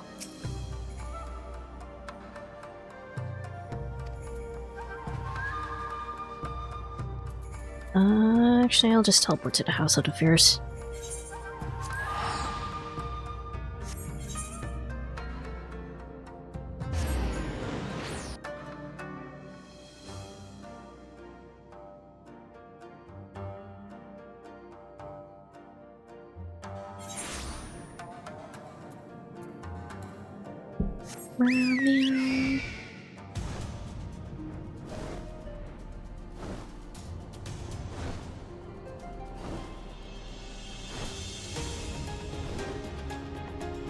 Is this gonna be the Burn Part 2? Give word when you're ready to take wing. Into the Burn now. Well, technically the Burn Part 3. Guess I wonder what happened to Magni.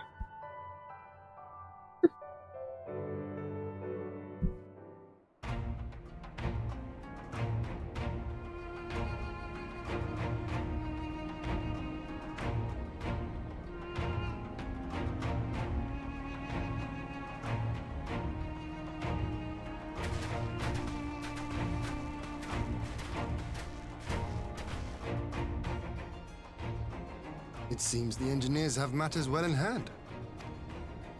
Should the barrier work as we intend, Doma will be free to reinforce her allies in Alamigo without fear of weakening her own borders. Honored friends, the time has come to put your hard work to the test. Start the generator. I'm a little bit worried something bad is about to happen.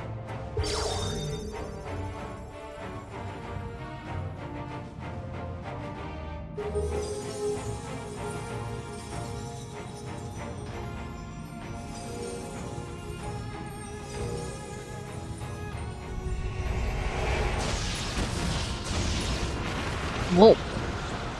That's not a power. Okay. Node 1 is operational. Nodes 2 to 8 are reporting similar energy levels. The barrier is forming.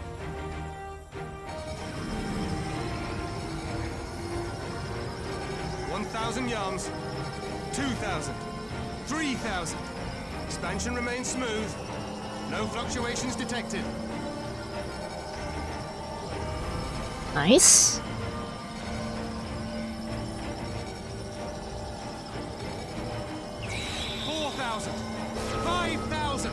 Target altitude reached. The barrier is holding steady at 5,000 yards. We've done it. Okay, nothing that's gonna happen. Unless nothing's going to explode. Nothing's gonna overload or anything. Or it's not gonna start some. Oh. What's that? Is that an Imperial airship? Of all the rotten timing. Good time to see if it actually works. But this is a gift, Mistress Alize. They can test our new wall for us. Donk.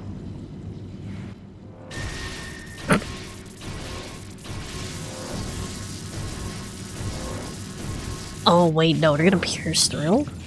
Unless... no. Seems solid enough, though I was hoping for a fireball.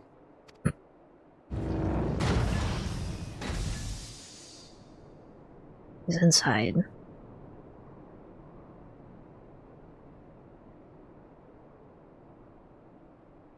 Is that Shadowhunter?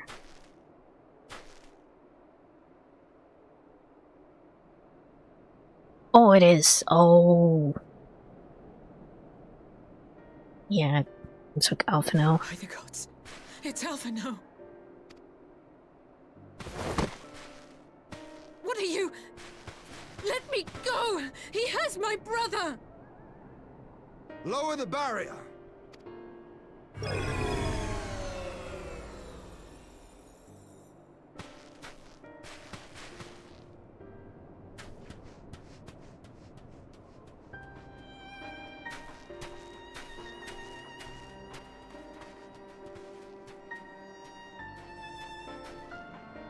Be at ease, girl. The lad is not dead, merely locked in slumber. That's a voice. Oh, hi, Lila. No, not him too.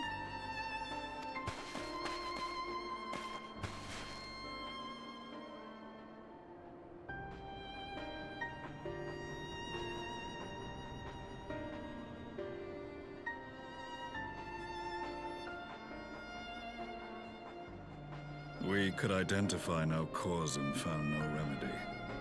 Thus I sought to return him to Doma, and into the arms of Lord Hien himself, it would seem. It is a day for fated reunions. Would you not agree, adventurer? Or should I address you as the Warrior of Light? Do I know this guy?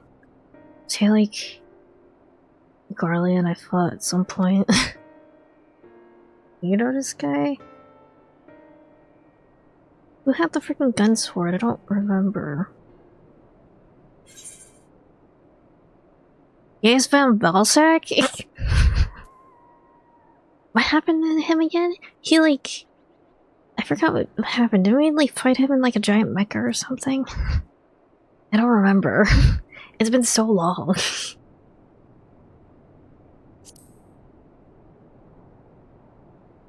Aye. Gaius van Baelsar, the Black Wolf. That was the title I was given.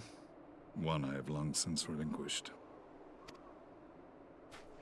We assume he died in the explosion with the building collapsing Stand on him, down. I see. The legatus of the 14th Imperial Legion died in Castrum Meridianum. I am no more than Gaius Baelsar, a man without rank or allegiance. Impossible! There's no way you could have survived! Well, to assume.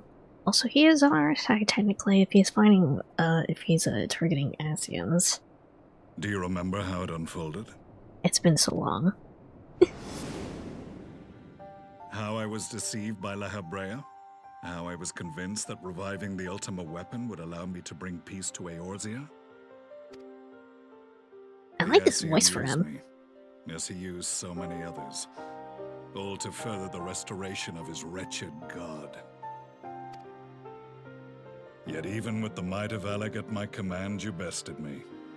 And as the Praetorium went up in flames, I was content to burn along with it. For a moment at least. A moment of folly. To surrender my life thus would have been to betray all who died for my cause. It was for them that I dragged myself free of the rubble, and swore vengeance on the Asians.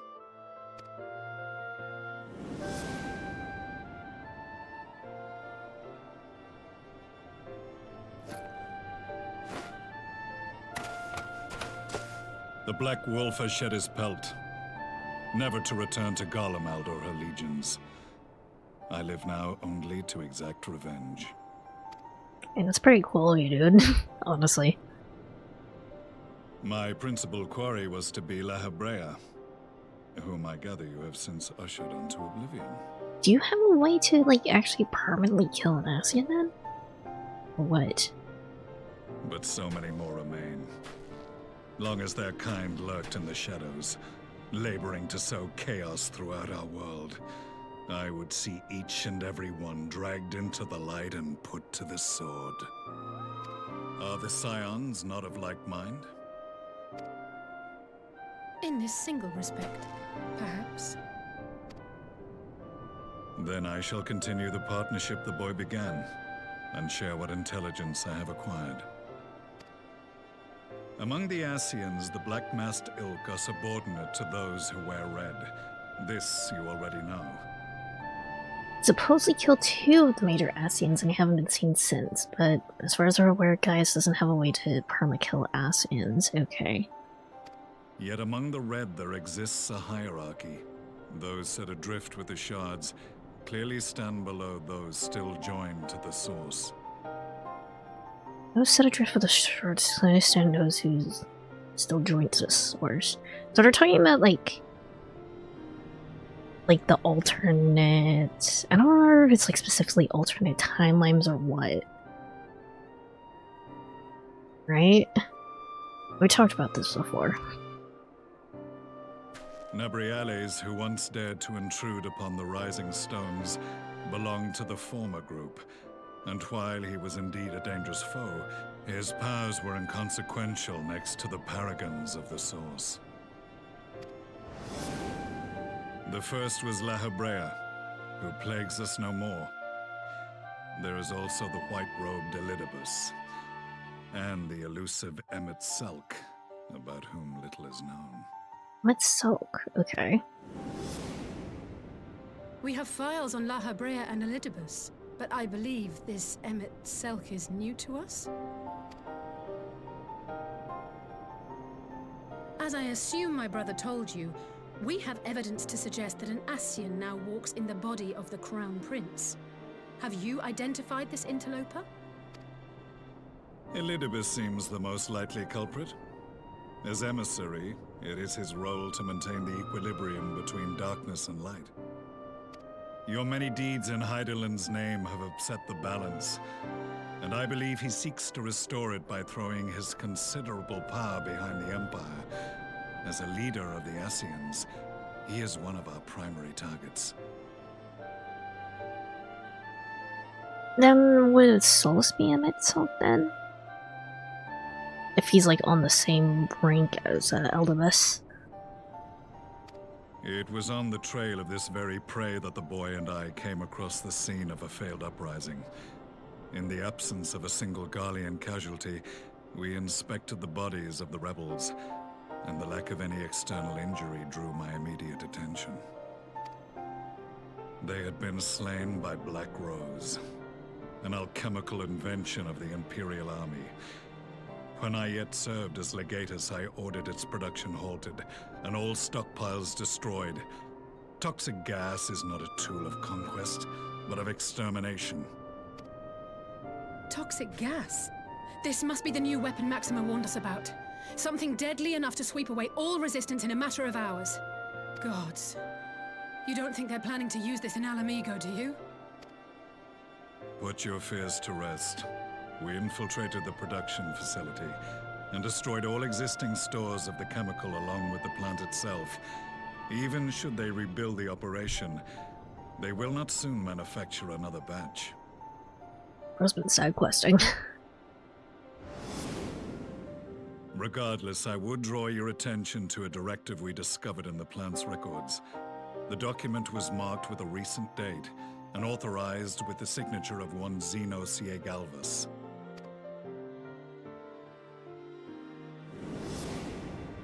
A dead man signing the death warrant for thousands. 'Tis bad comedy.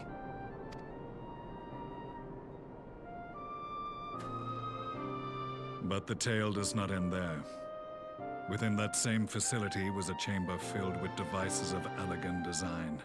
Cloning technology, we realized. Fun. And what should we Oh, find in each and every incubator? But a young Emperor Solus. Alphinaud's been getting work done without us.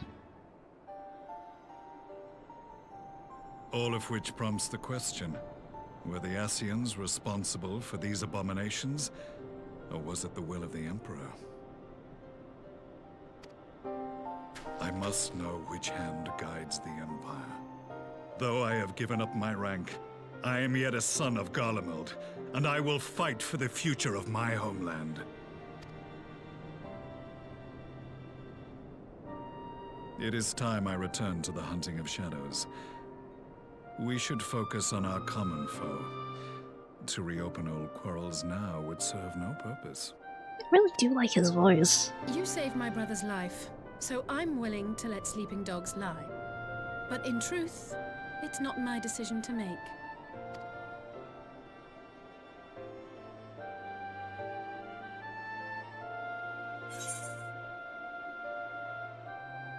We'll settle this another time.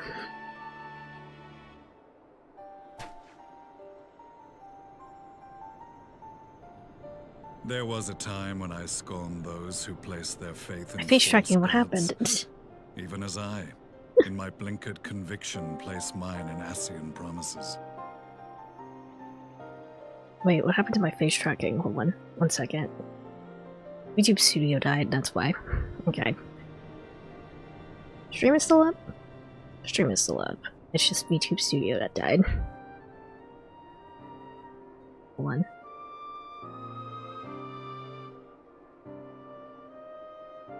We're down, actually? Down for what? Trust.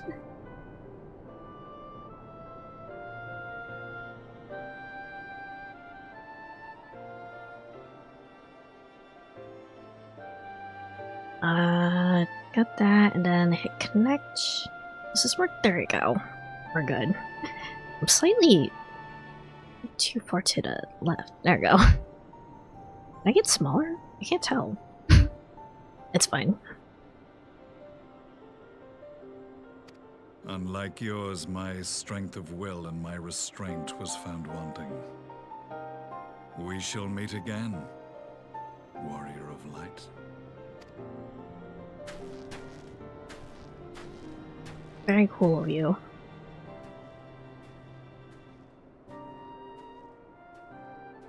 So that was the infamous Black Wolf. An unexpected ally, to say the least.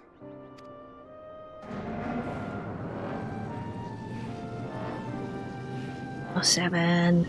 Well, I am content to leave the fine-tuning of the barrier to cleverer minds. Let us bid our friends from the Ironworks farewell, and see what can be done for Alphino back in Dorma.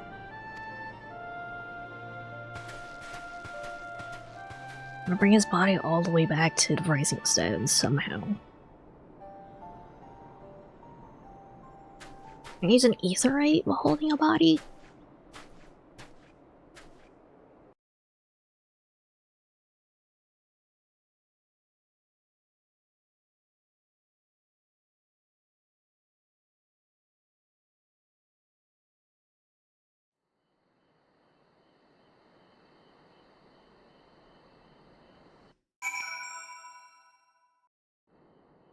Alright.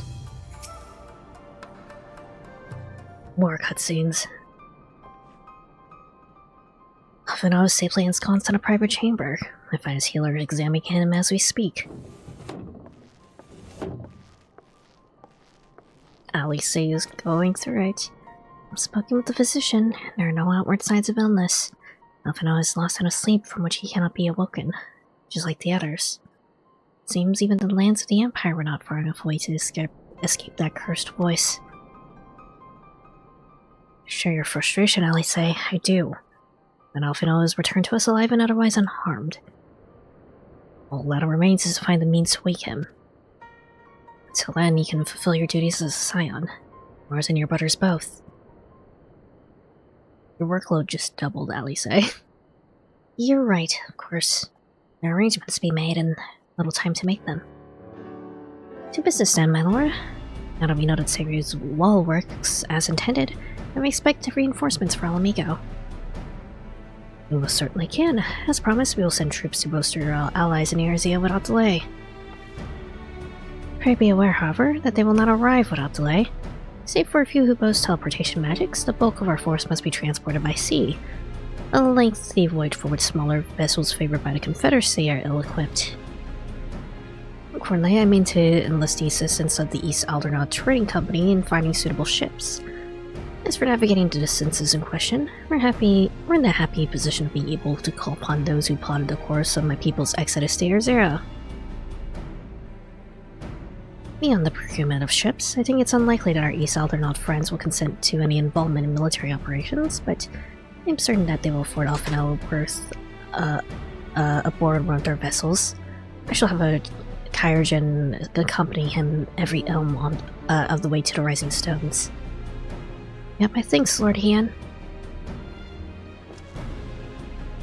Hey Gary, I'll go ahead and, with our friend Salamigo, list all those capable of teleportation and put them at the disposal of Erzine Alliance as soon as possible.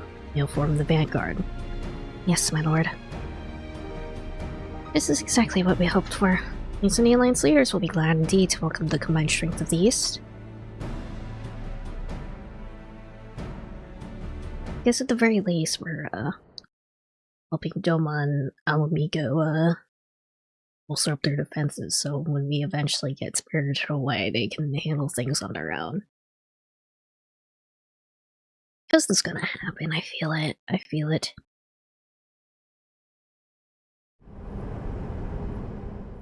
Eh? At the Black Rose Chemical Plant. Oh god.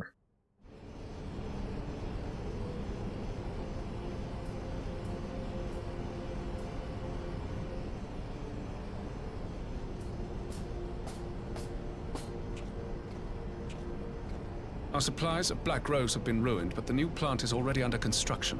We should have the first batch ready in time for the offensive, Your Radiance. See that you do. Well, fuck.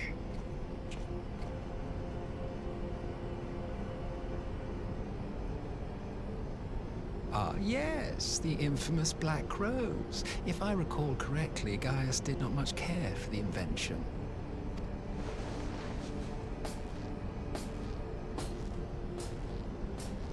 A ruthless and indiscriminate weapon indeed, this airborne poison. It seems you are capable of making decisions worthy of your bloodline. With no gift for sorcery, we Garleans must look to Magitech to even the odds. If it spares the needless deaths of our soldiers and serves the cause of this empire, there is no method I would not employ. How very noble of you.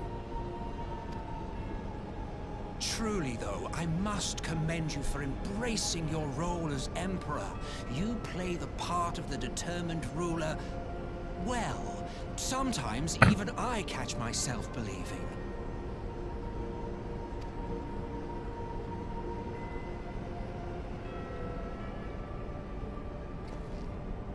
A silent agent of death.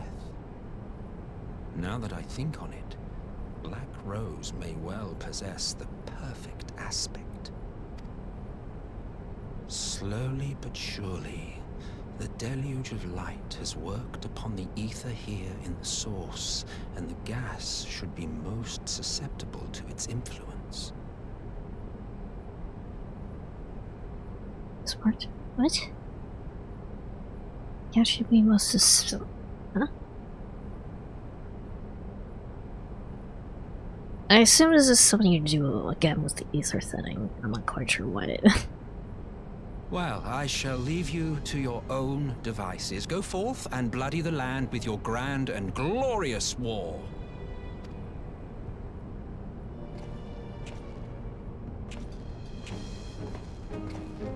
While you do what, precisely? Also, this guy is just sort of like walking around, not quite in the open, but like. I will be doing what all Ascians do. Because Varus wasn't alone in the throne room when this guy showed up. I'm pretty sure he had like some folks with him. I am well aware that your kind exists only to usher in the next calamity. But you seem oblivious to the harm your singular agenda causes to the Empire. You cannot have forgotten the events which followed your mortal demise.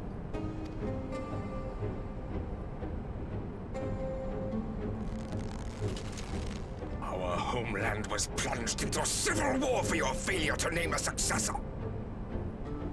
The edifice you so carefully constructed was but a hair's breadth from collapse.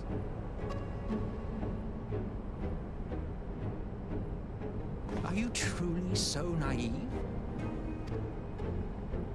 You thought me oblivious to the consequences of a departure so painstakingly timed? It was by design?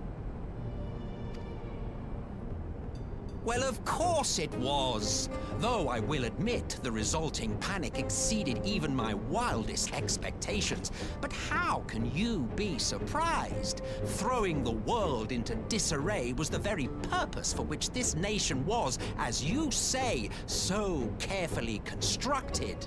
Who's this guy's voice? I feel like...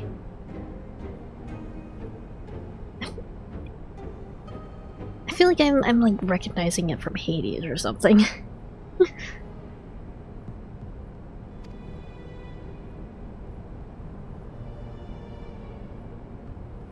Now, if you have no further questions, Not in Hades? I must be on Okay. my way. It's specifically like the way his voice squeaks. Like squeak. Squeaked. It would be remiss of me not to offer a word in or that two of previous line. gratitude. I really must It felt thank very you for this familiar. surplus of vessels. I can mold any host into my own image, but having bodies tailor-made for me in this fashion is so much less tiresome. Good evening, how's everyone doing today? We're doing pretty good, Deductive Moose. Getting close to the end of the Patricon of Restore Blood, and the plot has got me by the balls. You dabbled in elegant cloning techniques, yes? It certainly is a compelling, not to mention entertaining, field of research.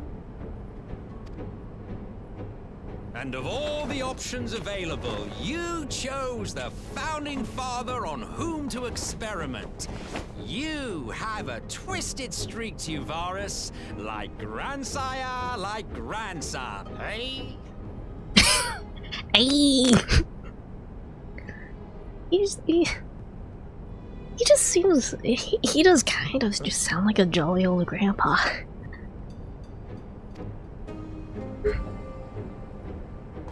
If events play out as planned, this will become something of a family enterprise. You will be the capstone of this world, I the anchor and shard, and together we will give the lie to this star's fraudulent existence.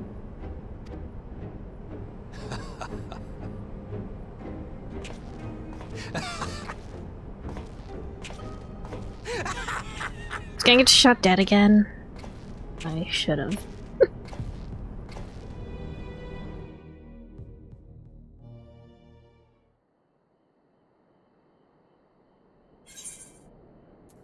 Alright.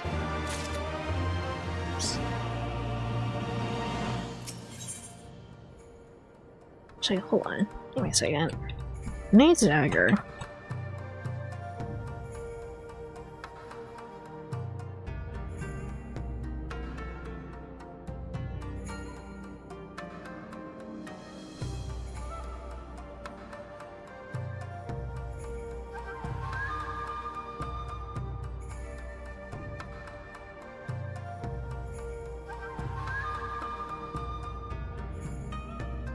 On a TV. There's been not many games.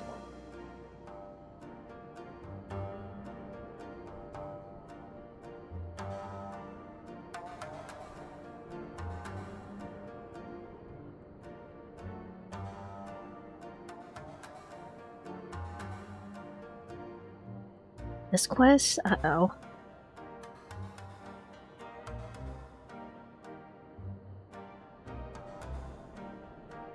Yeah, nothing I really recognize. Okay.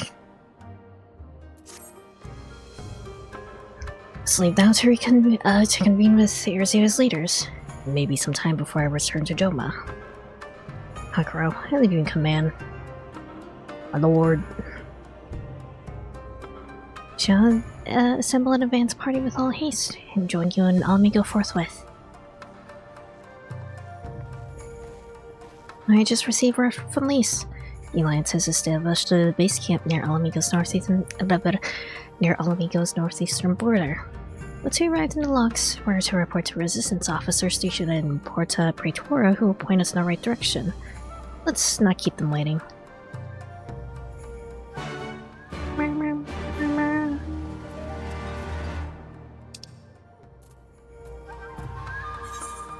Alright. Drink more coffee.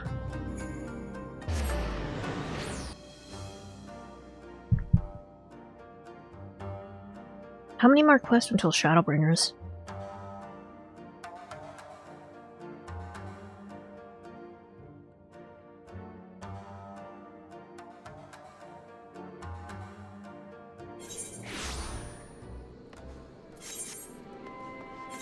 This way.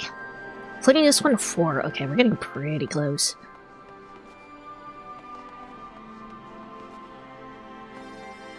Which includes 1 dungeon and solo duty. Okay, good to know.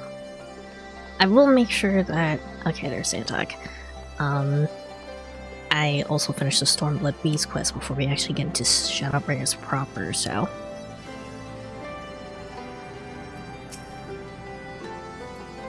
You must be the Scion party I was told to look out for. If you'll follow me, I'll take you directly to Alliance headquarters. Okay.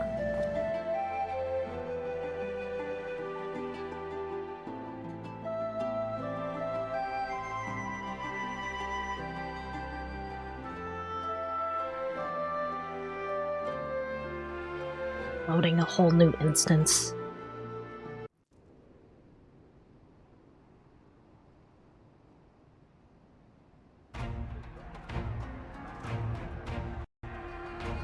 Oh, it's really lagging.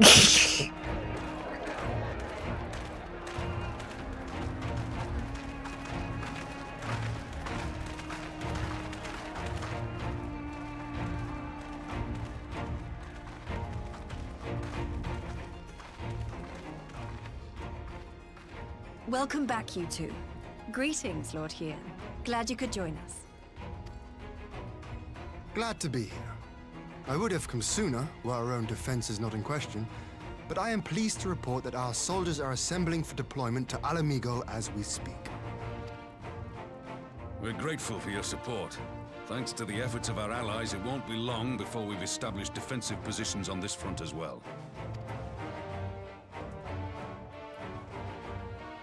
Yeah, we have to tell them about Alphino. We have some good news too. Alphino has come back to us. As for the bad news...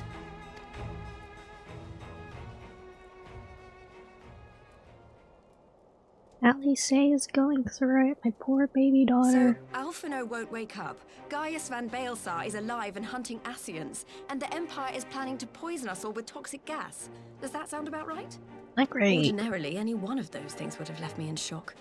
But the way things have been lately, it's all starting to seem pretty normal. Getting back to your report, are we sure this Black Rose is the weapon Maxima was talking about? It fits the description. And it seems we have Alphino to thank for sparing us an early demonstration of its effectiveness. I have a feeling this won't be the last time his bravery in the Empire will serve us here in Eorzea. The threat of an unknown weapon has had us all on edge. But now that we know what we're dealing with, we can take steps to defend against it. Just get like a whole bunch of really big fans. As for Gaius, I'm not sure what to think. Am I happy he's alive? Not in the slightest. Am I happy he's hunting Ascians? Aye, I'd have to say I am. Oh, speaking of Garleans you didn't expect to see, we have a tale of our own, as it happens. When we sent envoys to the Imperial Army to request talks, they returned with the message that Varissos Galvus would be attending.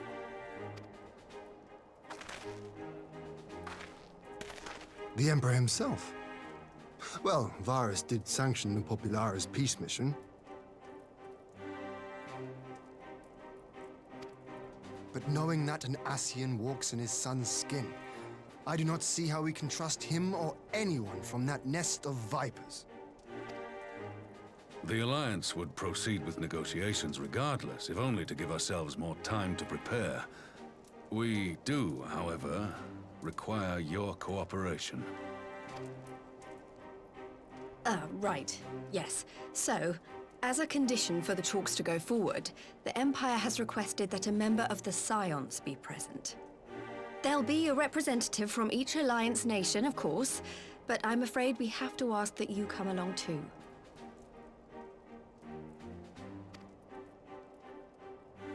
Science specifically. God, Lise. You know how much I hate politics. But then, what choice do I have? Alphino and the others aren't going to do it. Very well. I shall attend as the Scion's representative.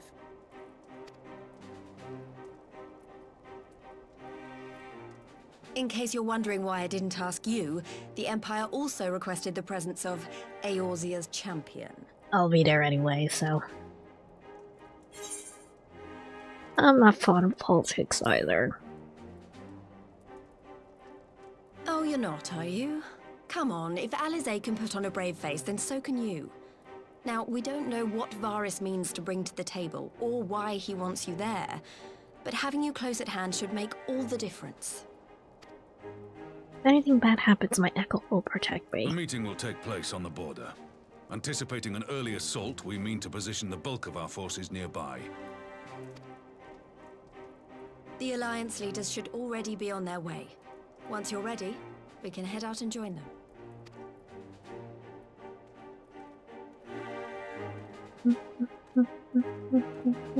Ow, my shoulder.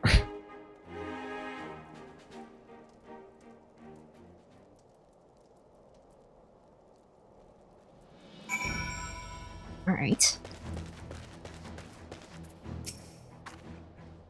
Well, I don't suppose it's point to keep an Emperor waiting too long, shall we? Alright, this is gonna be interesting. Is it going to be just Varys? Why does this feel like an interrogation room?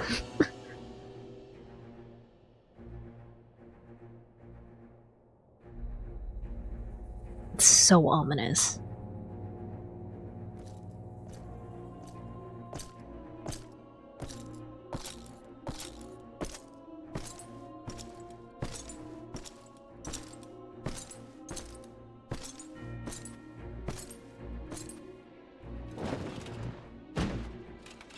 He has to fluff out his cloak in order to sit down properly. Esteemed representatives of the Eorzean Alliance, on behalf of the Garlean Empire, I thank you for inviting me here today.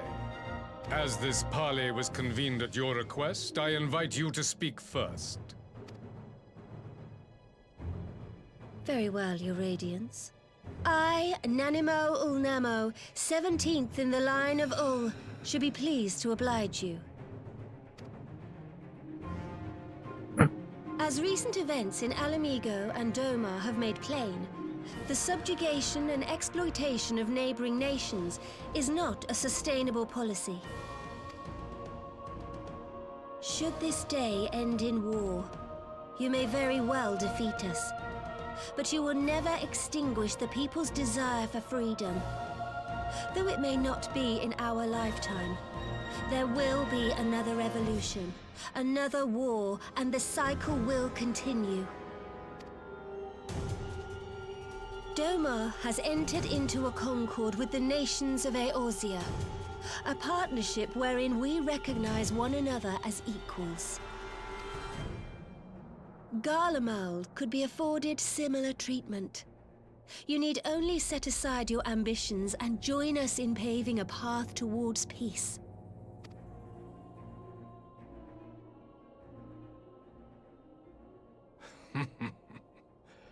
You will not win me over with sophistry, Your Grace.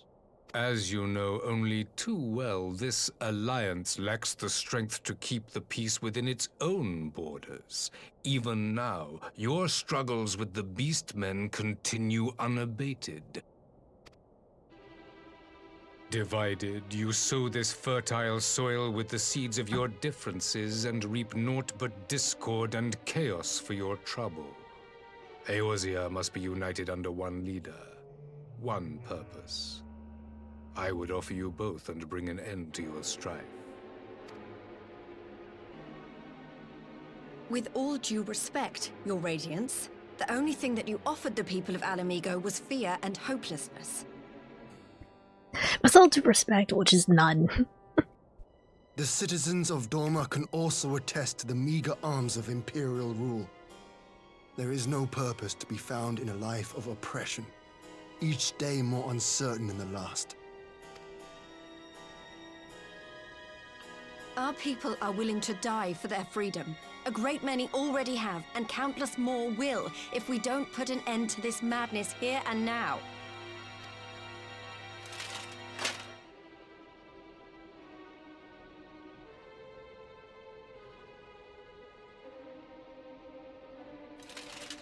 We brought order and stability to your lives. This madness and bloodshed is of your own making. You broke the peace, not Garlemald. Objection. Order. You kill our peoples, despoil our lands, take everything that is ours. And what? You expect us to lick the boot that grinds our faces into the dirt?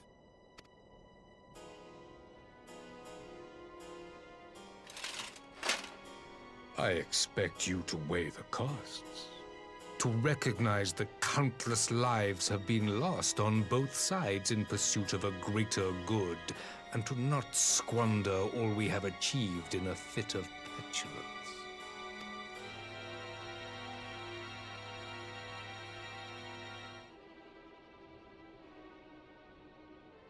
Your Radiance. I fear I can personally attest to the dangers of pursuing one's vision with such righteous fervor.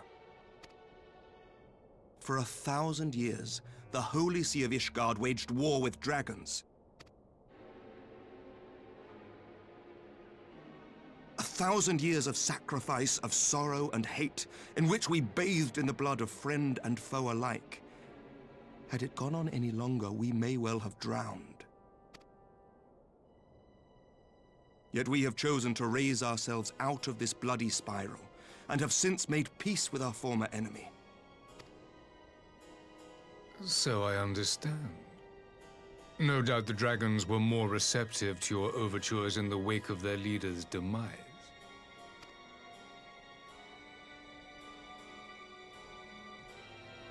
You speak of peace, yet use war to achieve it. Your father would not have bothered to obscure his intent with honeyed words. He understood that strength is all that matters in the end.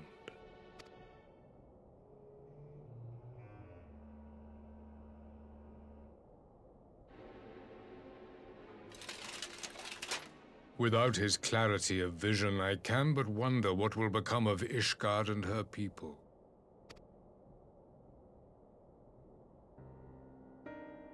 There was a time when Garlemald, too, lacked a leader of conviction. Weak and unable to wield magic, we were at the mercy of the strong, from whom we sought refuge in the bitter cold of the north.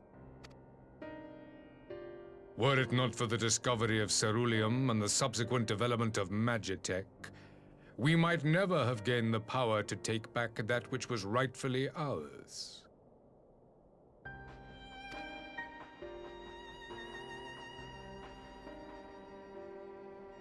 You speak as if your people were the first to have been driven from their homes.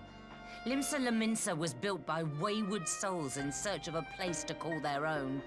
On the shores of Vilbrand we found it, and from those humble beginnings did we grow and flourish. And all without robbing our neighbors of their liberty.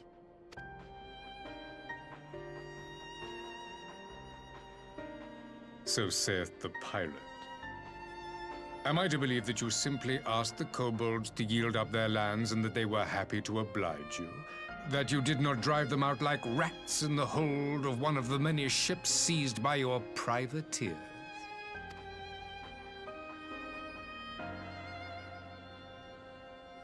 I will concede that after centuries of exile, reclamation may be mistaken for invasion. Nevertheless, it is not. And those who till stolen soil have no right to object when cast out in turn.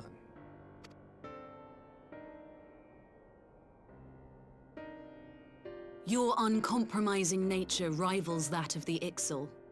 They too lament circumstances which they themselves perpetuate.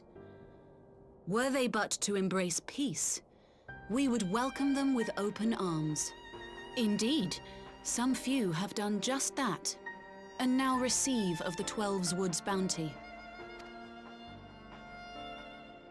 Would that your people might learn from their example.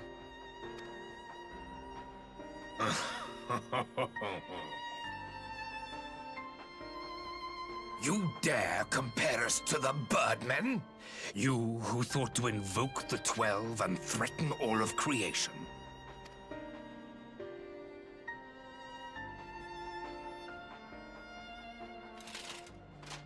I came here in the hope of finding some speck of common ground, but I see now these discussions will accomplish nothing. Despite what you people may believe, I am not wont to choose the sword over the olive branch. 'Tis but a pity men are loath to accept one without first being shown the other. Alice hasn't said anything yet. Come on, girl. Wait! I beg you. This meeting was supposed to be a chance to find a way forward together, not to bemoan the missteps which brought us here. Please. If you truly consider violence a last resort, there must be a way we can come to an agreement.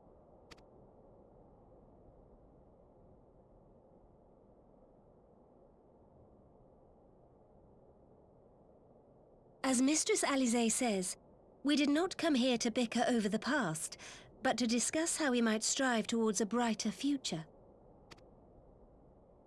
Emperor Varys, may I suggest a short recess, that all present might compose themselves prior to beginning anew?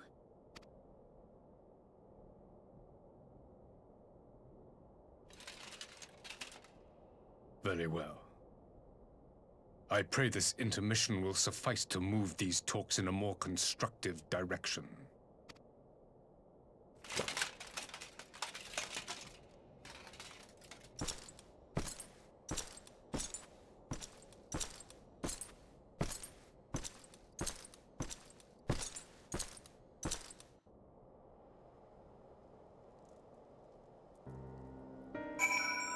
This is a very good scene, actually.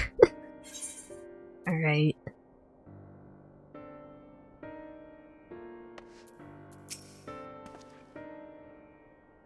Whatever rebuttal I had in mind was lost when Varys mentioned my father. The man is certainly skilled at keeping his opponents off balance. Yeah. This is really not my forte.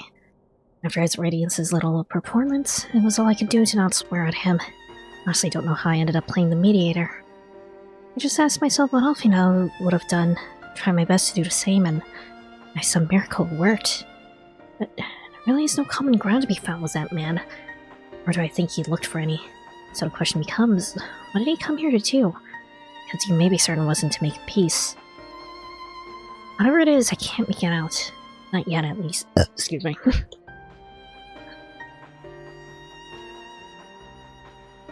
Do have a little time before the parley's due to reconvene, though, so why not try consulting our illustrious leaders?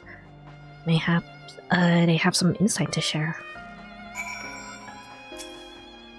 I'll say one thing for this Varys. He's well versed in Asian history. His interest in our affairs is that of a beast in its prey. The conqueror would know his enemies.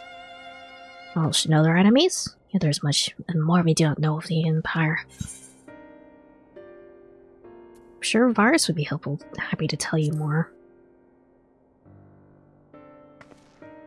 You would have me ask the Emperor himself. Well, mayhap there is some wisdom in that. If he can skirt the storm of his displeasure, we may yet come to our answers, even if it does mean sailing close to the wind. 12, have mercy. But for Alice's timely introduction, we might as well have come blows at the negotiating table. Not that Emperor Varys left us many great options. Is unconditional surrender all he will accept, do you think? Ere he arrived, I'd say yes, but having heard him speak, I would help but think he came with some other end in mind. Exactly. He's pulling up to something, I know it. How shall we approach the rest of the parley? Have you anything to say, Warrior of Light?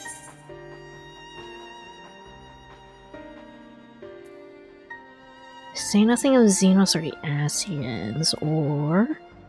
Invite him to explain himself.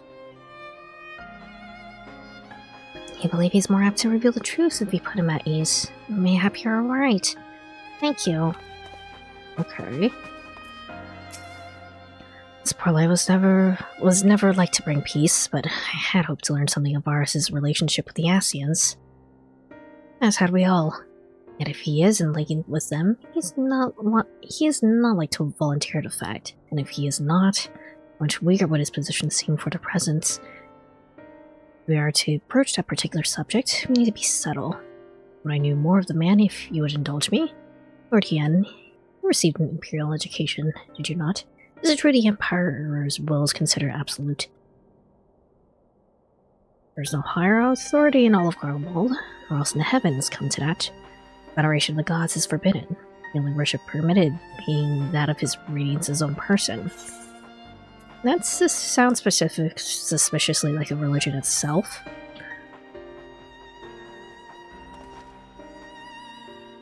I share your disdain for their hypocrisy.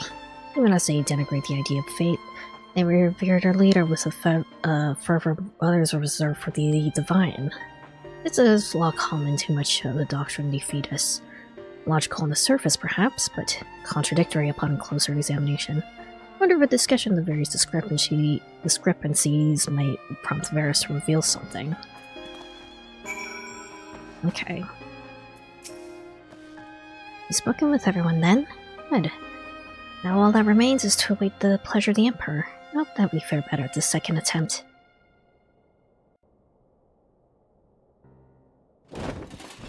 Kind of feels like I'm doing like the split opinion thing in V3. Before we resume, I wish to offer you an apology. After you graciously accepted our invitation to discuss an armistice, we have done naught but rebuke you at every opportunity. I believe I speak for all of us when I say we are deeply sorry for our discourtesy.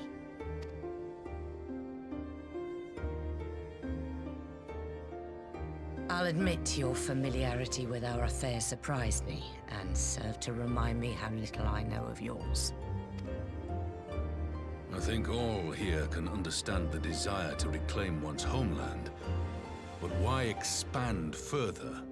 That is my question. If I may, the answer can be found in the Imperial doctrine they took great pains to impart to my people. Recognizing the threat icons posed to the world, Solus Zos Galvus decreed that they were to be eradicated. To this end, he began a campaign to unite all lands under the Garlean banner. Or so we were taught. Yet the Emperor only reached the burn, the Baron said to have been laid waste by icons, after conquering all the lands that lay between. What is more, I am quite certain the practice of summoning was not nearly so widespread in the days before the Empire's founding. When you put it like that, it all starts to sound like an excuse, doesn't it? But to distract from what? Why are you really waging this war?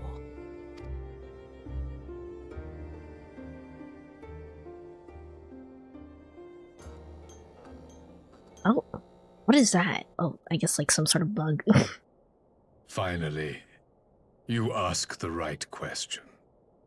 I can but hope you heed mine answer and at last accept the righteousness of our cause. My goal is this: to return the world to the way it once was, the way it was always meant to be. In doing so, mankind will be made whole once more.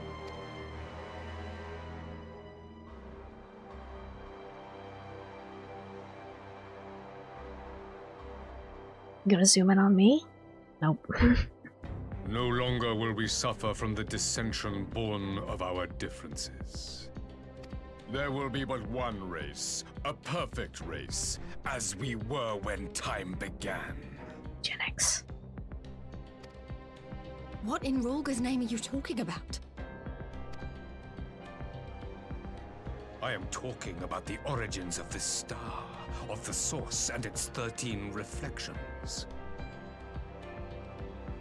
Okay. At the instant of the great sundering, 'twas not only the world that was shattered, but mankind itself.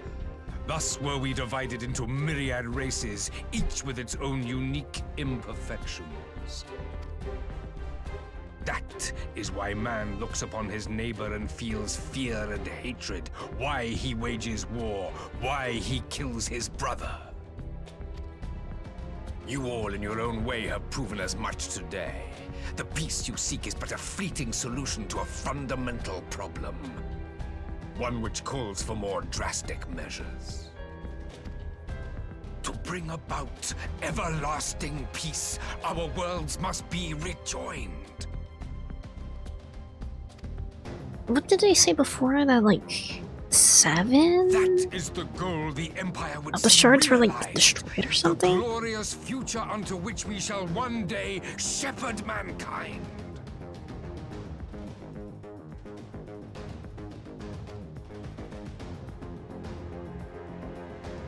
A rejoining of worlds? I have heard this tale of the Source and its reflections before. Are these not the self-same desires as the Ascians? 7, yes. Okay. It's been a while. I don't remember exactly what they said about the shards, honestly. Emperor Varys, do not trust in their words.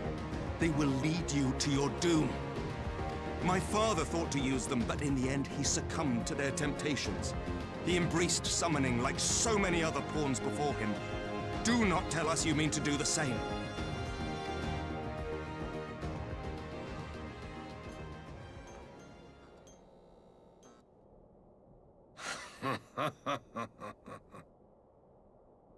To be a pawn, free from the burden of choice, would be a blessing.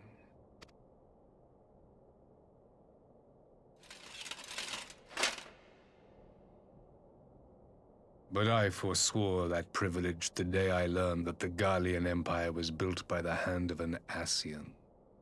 Things I want to say can't recall has been talked about or not. Okay. What?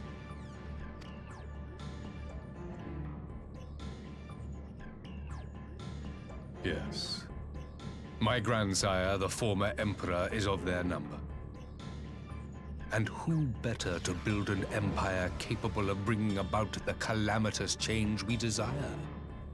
Would you condemn me for this alliance? For bowing to the will of these shadowy masters, when the prize is true and lasting peace?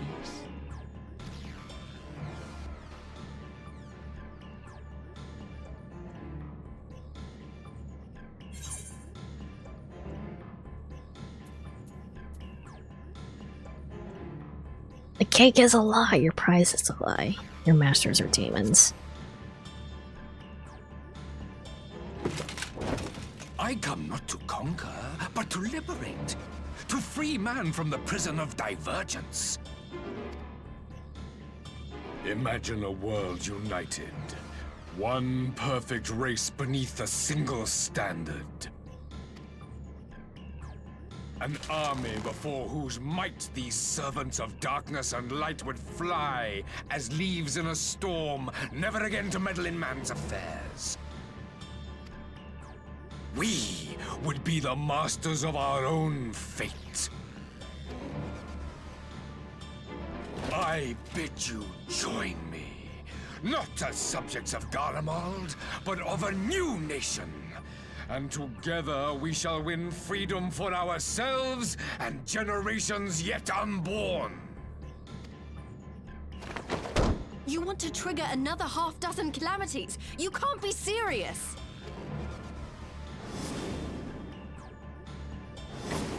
Have you forgotten how many died? There will be no one left. Do you truly imagine we would aid you in your bloodletting?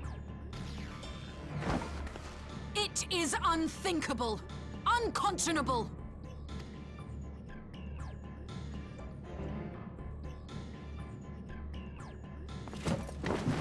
We're out. And what is the alternative? To be as cattle waiting for slaughter? I would have us work together, that we might take fate into our own hands. Into your hands, perhaps. Oh. But what of the other worlds, your radiance? With every calamity, you obliterate a star and every soul that dwells on it. To the Ascians, we are all but tiny, momentary specks within an indifferent universe. We cannot hope to oppose them until we have been made whole once more.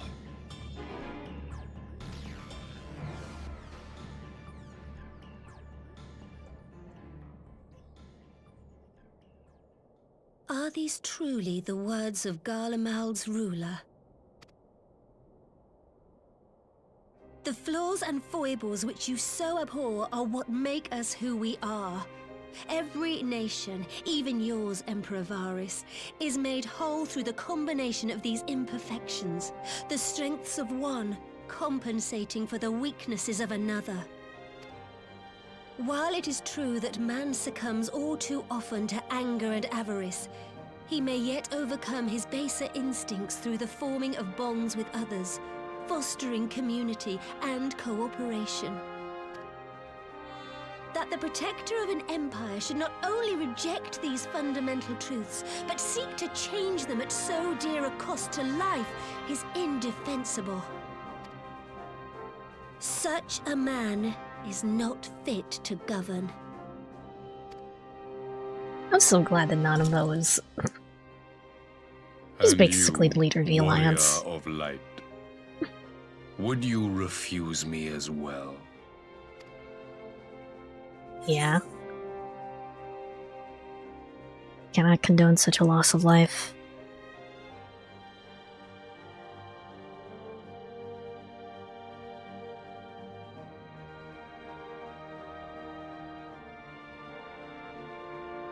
It would seem the Alliance is of one mind on this matter.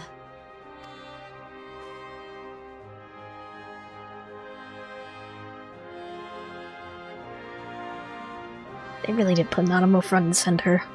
She's so small. You Eorzeans never cease to disappoint me. Though I suppose I have only myself to blame for expecting more from savages. This discussion is at an end. I bid you make ready for our next meeting. It will not be at the negotiating table.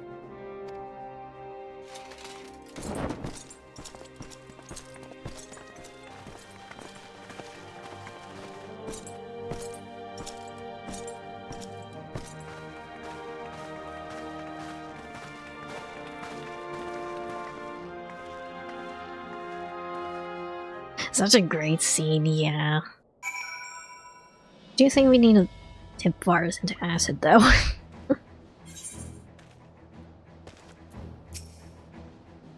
I came back to find Doma's advance party ready and waiting for battle.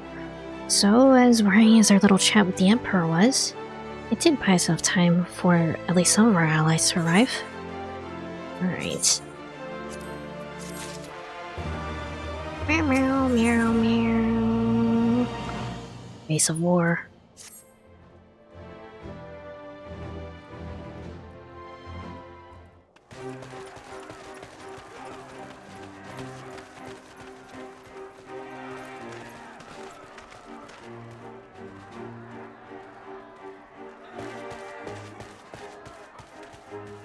I'm not sure what I was expecting from our meeting with the Emperor, but it wasn't that.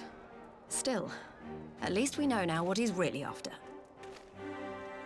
Aye, a future built on a mountain of bodies. I too want the Ascians dead, but not at any cost. The last of the reinforcements from Doma arrived not long ago. I pray it will be enough. Given the Emperor's stated goal, this is a battle we can ill afford to lose.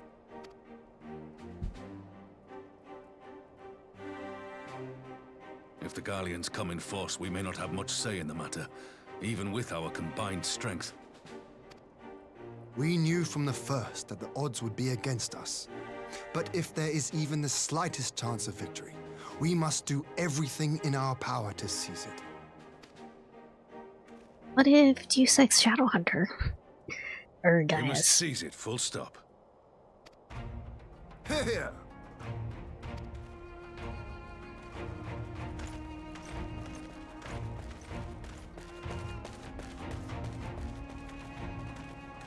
The two of you are to join an irregular unit and support the main host. I won't bother asking if you're minded to fight. After coming this far, how could I not? And for once, there's no one around to countermand me. Not that they would. Not even my brother. Aww. But we all know who really make the difference. Ready to frighten some Garleans? I wouldn't want to be on their side.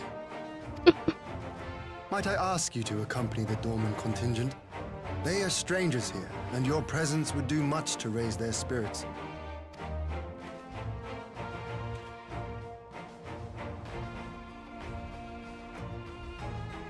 We would be honored. When our people stride out with you in their midst, I dare say the Eorzeans will feel an ilm taller themselves. High spirits have a way of spreading. What I wouldn't give to join you. But my duties as field commander will not allow it. I'll leave the front lines in your capable hands. No, you're gonna end up in battle somehow, Rowan. I feel it. It'd be a shame to not have the Balami go in there. Bro.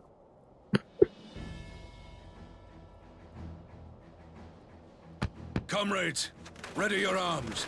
The hour of battle has come. May the crystals guide us to victory!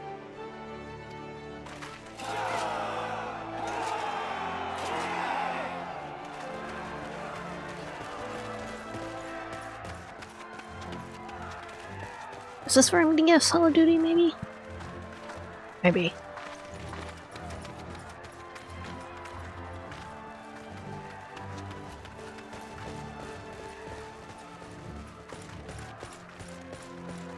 Since the others couldn't be here, we'll have to fight twice as hard. If Alphino wakes to find the Imperials have won, I shall never hear the end of it. It's strange. I thought I would be terrified when the fighting started. I should be terrified. But with you at our side, I can't help feeling everything is going to be all right. So please. I'm not going anywhere, Alice. Yeah. I feel like you're probably gonna get taken away first, though. No matter what happens, we have to survive together. That's Death Flag dialogue right there. Yeah. I feel it. Can't say that right as we're about to march off into battle, presumably to our deaths.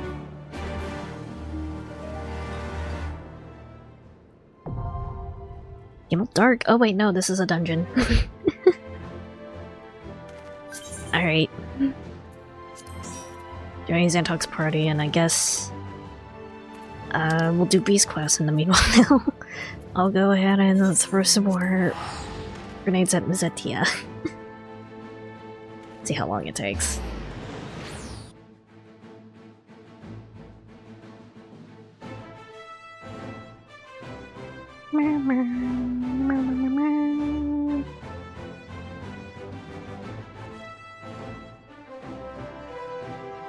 Drink some water.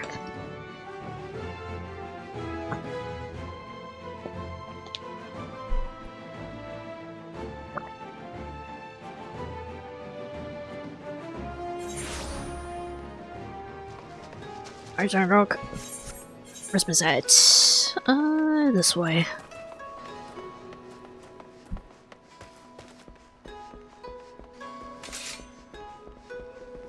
I'm feeling pretty hungry right now, actually. Could really go for some QQ salad, actually.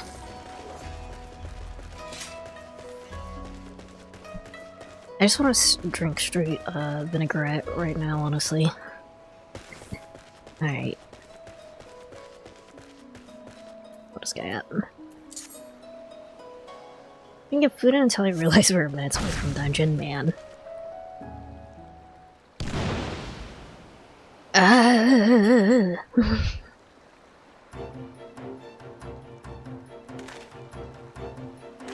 I believe I truly grasp the meaning of the phrase rude awakening. Just say ow. Make no mistake, I'm delighted to see you, Asa, but appreciate if you put a little more thought into your method of greeting next time. I was having such a nice dream, too. Can't say I expected that large of an explosion. Not for sure you'd remember taking out the power up this time. But why are you here anyway? Yulhim, your attire is rather less present than usual. Now that you mention it, I did forget to put on my uniform back on, didn't I? More importantly, though, we have a serious problem on our hands. Are you listening to me? Yes, I'm listening. Definitely making a normal amount of eye contact. But never mind that. Alpa's been kidnapped. I saw her being carried away by a man with the most peculiar mask. You saw him? Yes. As it happens, I stood away on your ship to get here, and that went perfectly smoothly. Thank you very much, until you two disembarked and ran off, leaving me without a clue on where to go. As I was wandering about aimlessly as one does, I saw a masked man with Alpa in tow. I called out to him and he hit me. Not so much as a warning. Where I fully lost consciousness, however, I witnessed something vital. He and Alpa boarding a small boat. Positive they headed out to sea. And there's not a moment to waste. Board a ship at once. You too, Mizette. Of course, I'll never abandon Alpa in our time of need. In fact, I shall begin scanning the seas in search of any passing vessel that can carry us away right at this moment. Feel free to say put on a coat while I do. At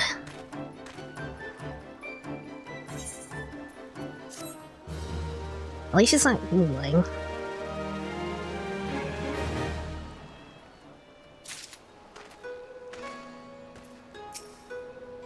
Just compliment her like a normal person? It's my first time seeing her wear anything but armor. What do you want from me? Okay.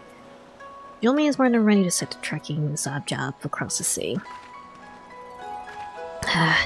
Just wait until I get my hands on that Zob job. At least we have some idea where he's heading with Holpa. Thanks, Mizette. I said to reward him by not pushing him into the sea, even though he's making it so very tempting. More importantly, where do you reckon we should start a search? You likely passed by the Ruby Price. Well, what are we waiting for? Wait, where are you going? Alright.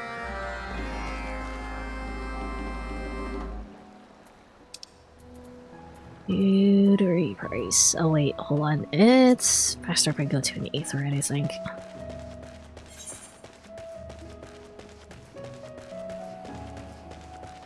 Hello. Yeah, I'm just sort of craving balsamic vinegar right now.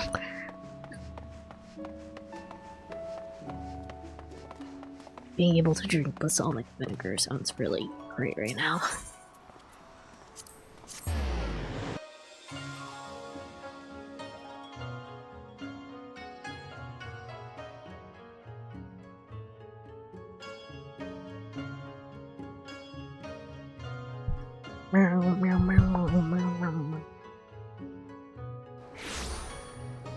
Alright.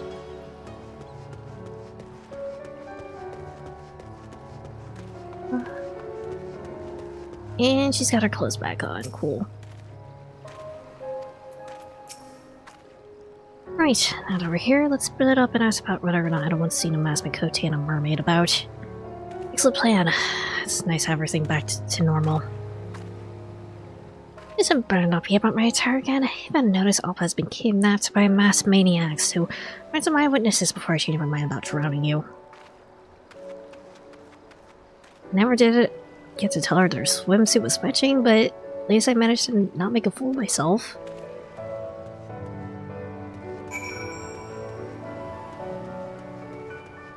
Alright. Man wearing a sinister mask. He certainly hasn't passed her here. No, I've been looking for suspicious to fire at all day.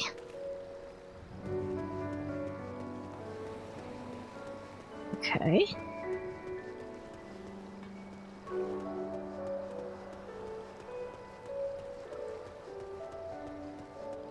There's Mazette.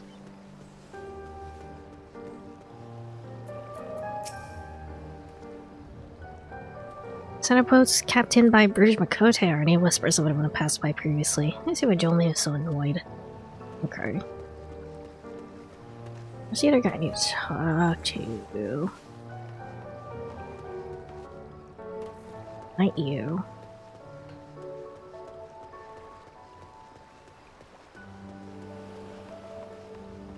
Oh, there we go.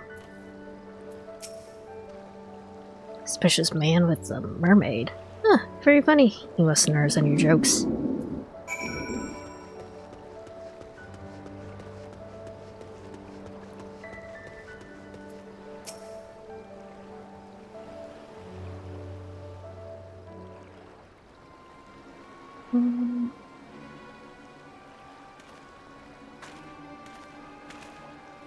Any luck?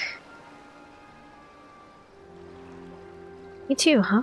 Seems like we hit a dead end here. I don't have the slightest idea what to do now, though. What? What's coming into him this time? Come on. It's getting attacked by Kojin, maybe. Yep.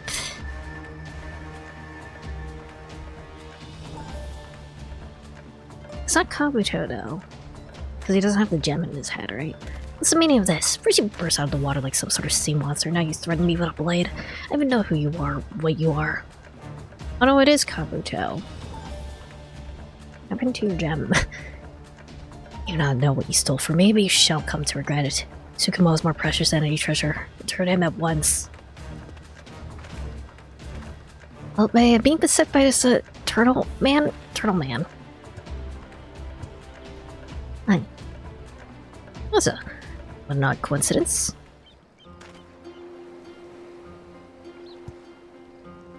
Or not a coincidence at all, since you two seem to know each other. In which case, you have my apologies. Should not have drawn my blade without preamble.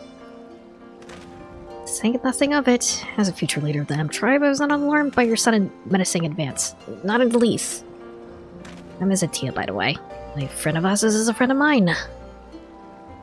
Honored to meet you. My name is Kabuto and I lead the Blue Divine Circle. Name's Jolene. I'm the validated gatekeepers in Alamigo. That's why you're on the point of skewering Mazette. But, in my haste, I have fortunately mistook him for a thief who recently snatched Tsukumo from my helmet. What precisely is this Tsukumo? Seem rather keen on getting it back. Tsukumo is my dearest companion and guide. He once walked beside me as a Karakuri puppet, the lust of the soul. He's not present only as materia, but continues to watch over me. Wait. Yeah. Wasn't Naza holding something that looked an awful... Okay. Sorry, Kabuto, you have to wait.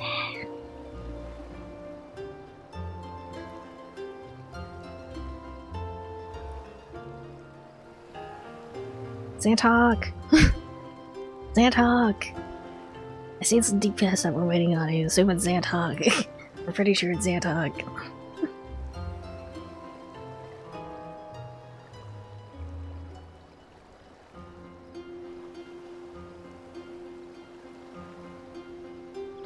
Zantok, did you go get food?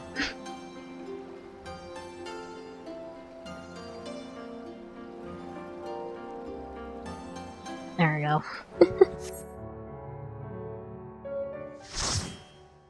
Just in time. I haven't actually been doing much combat today, so I'm gonna have to remember how to play Black Mage. And yes, I went to put food in. There you go.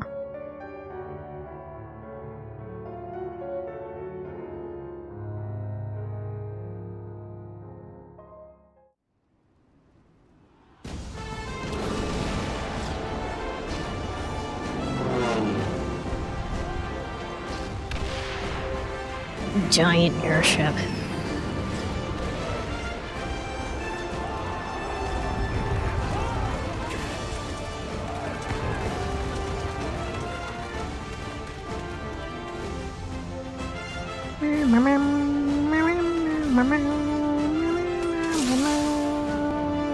Where are we heading? Oh god, wait, sight lag. Okay, we're good.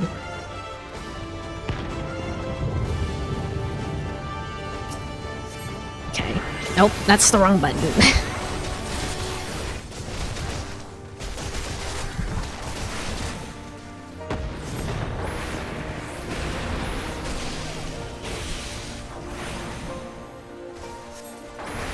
Slightly adjust myself. There we go.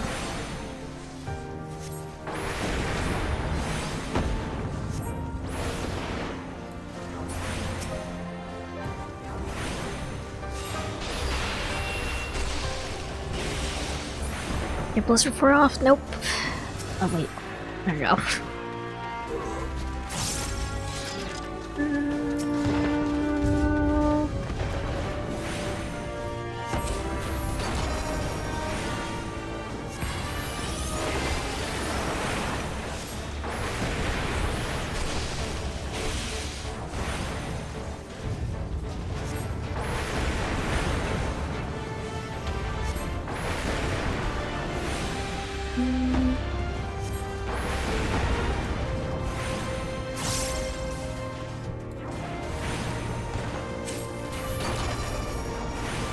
Get him.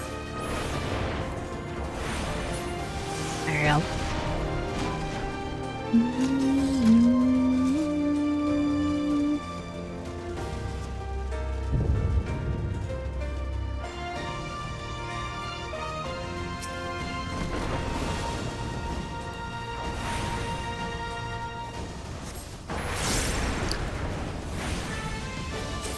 Excuse me, I really had to cough. Okay, you guys are going. Okay.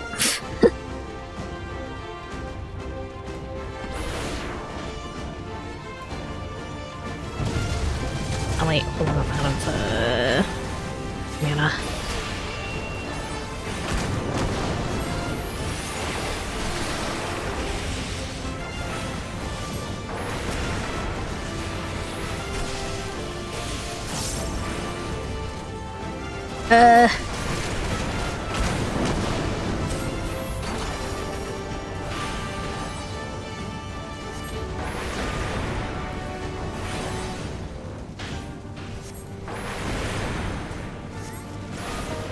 Stop trying to snipe me, please. We're good.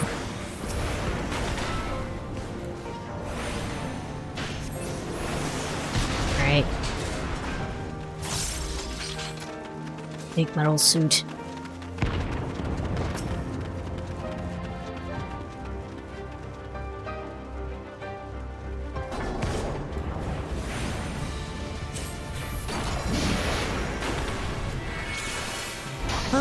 Can I just sit here on my ley lines, please? I'm not gonna try and snipe me, please. Okay.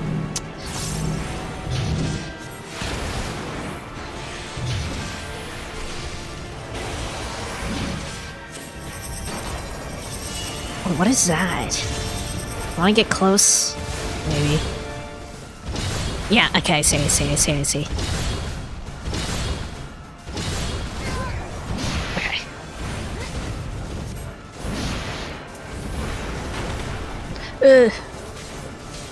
Someone's down. Oh, a healer's down. That's not good.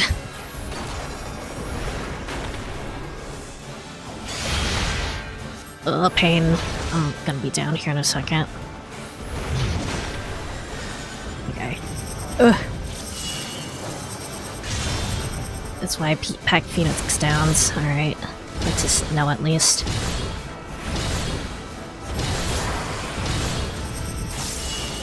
Okay, going this way, actually.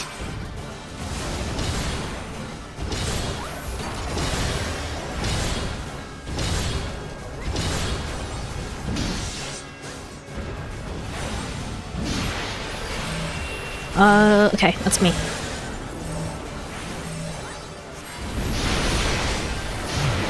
Okay.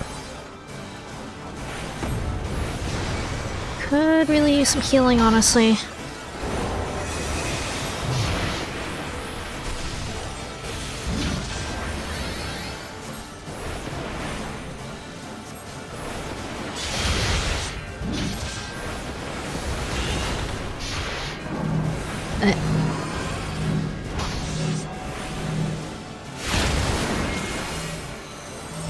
Ah, shit, wait, hold on.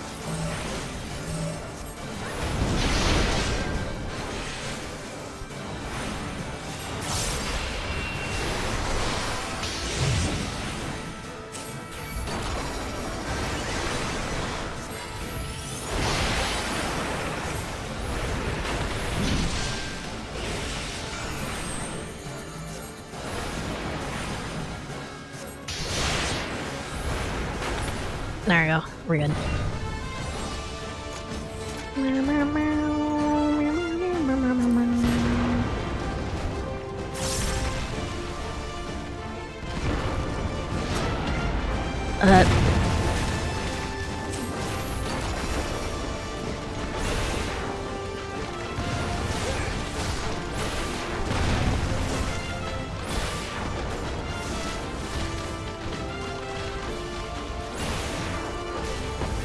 Keep up.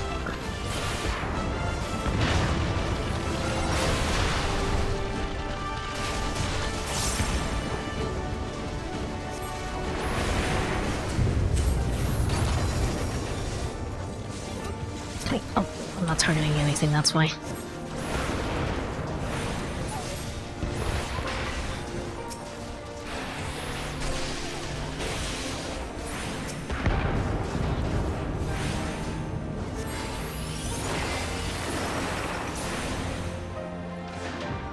What?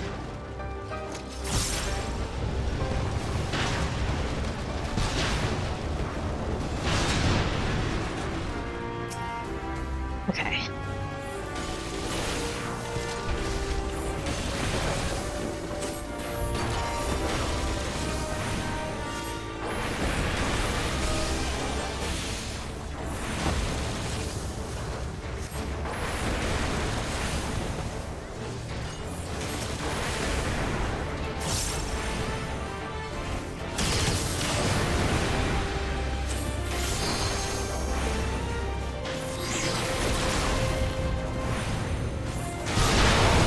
Nice.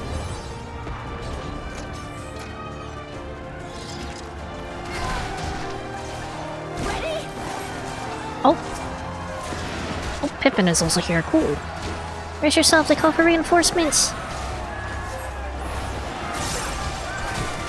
We got you, Pippin.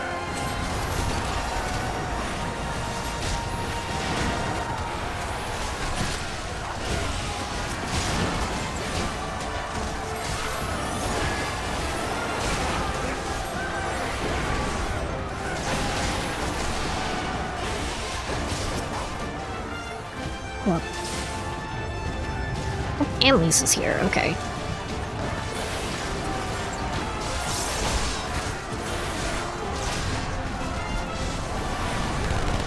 Big crab. No, that's a scorpion.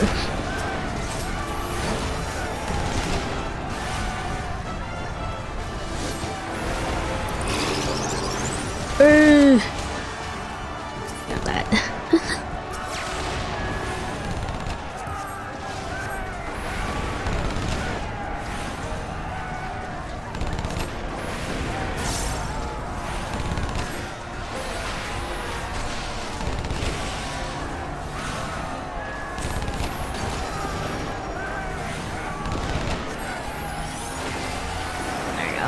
Keep moving, we'll hold them here!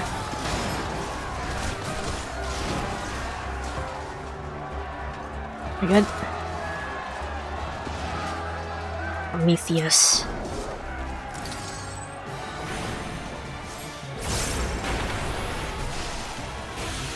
I should ley lines. Ow, that's fire. Okay, don't want to ley lines there.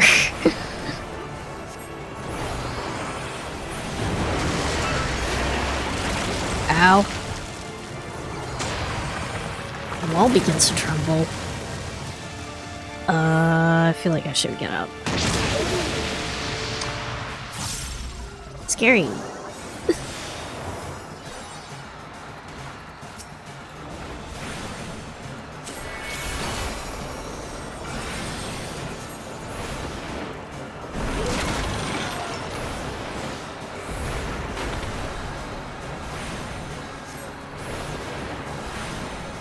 Needle gun.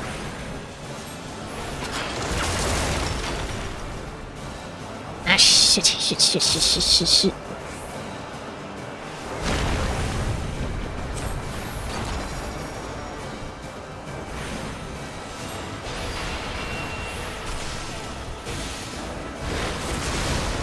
Ow.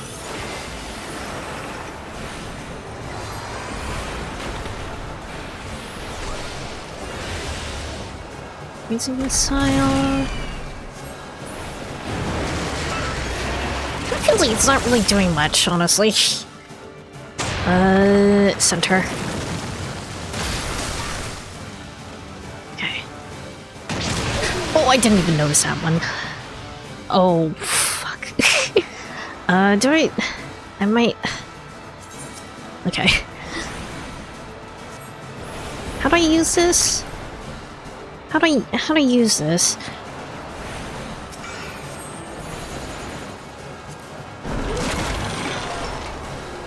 Okay, let's hope I don't get hit here. Tank, please. I'm gonna have to move.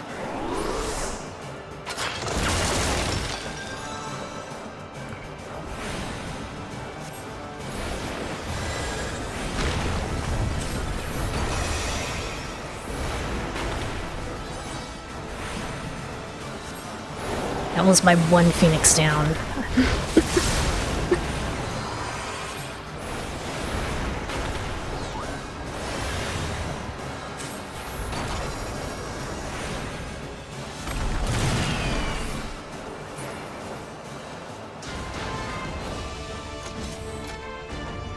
Where are we going?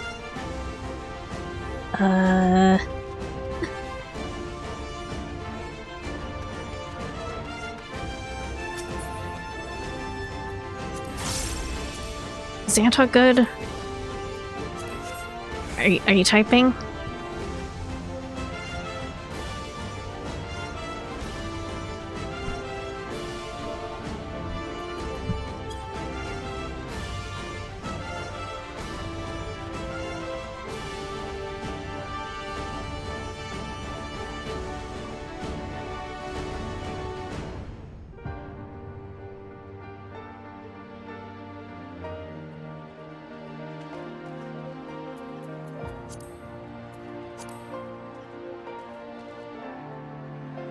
Are we waiting on something?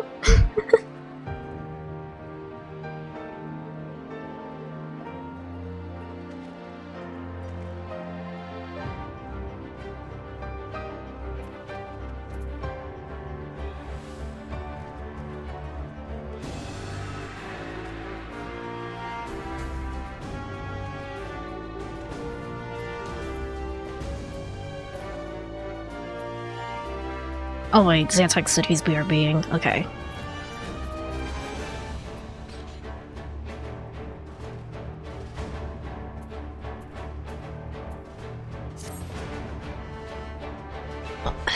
Drink some water while we wait for Xantok to come back.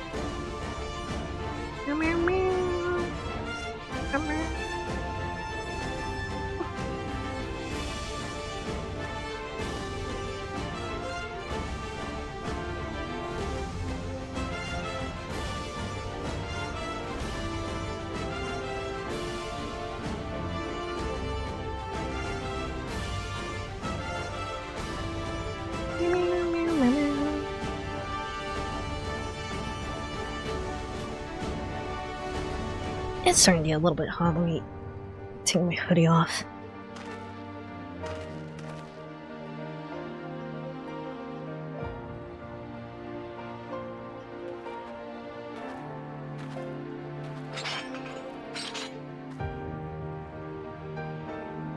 Alright, he's back.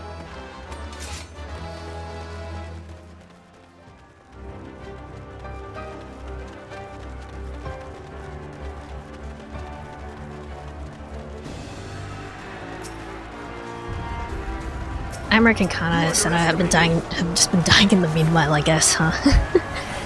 Why is her health so low?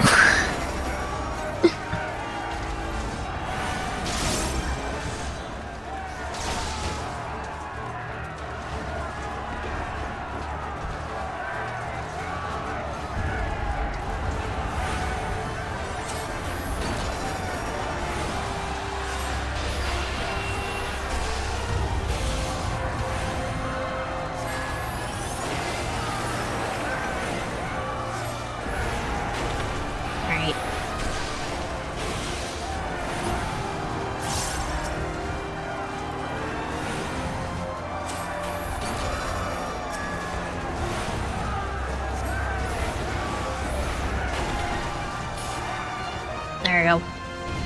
Ooh, big guy.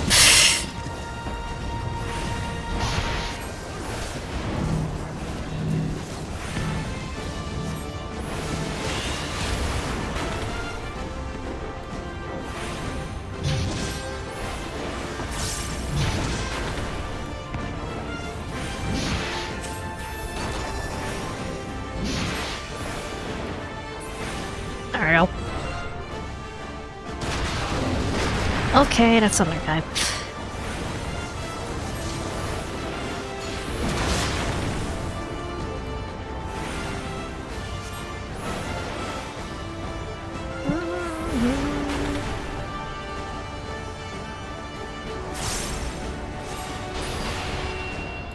Oh, okay, it's dead. We're good.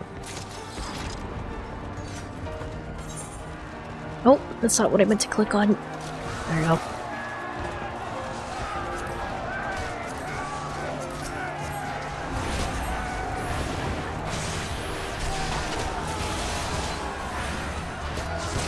Fear not, help is on the way! Hi, Pippin. And Lise.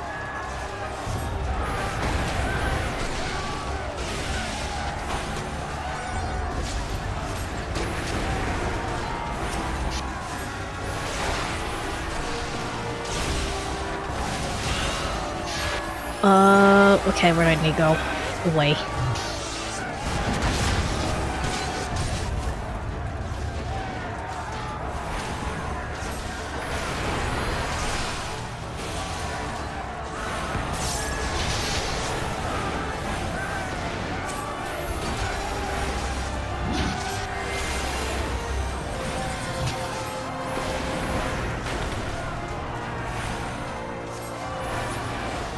Alright. Wait, hold on. There's another guy.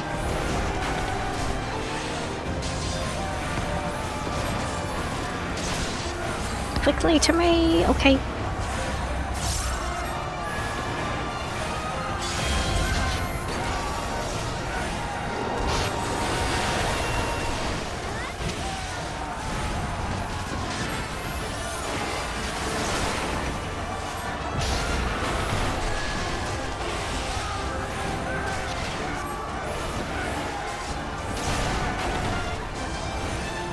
Going to blow? Oh no.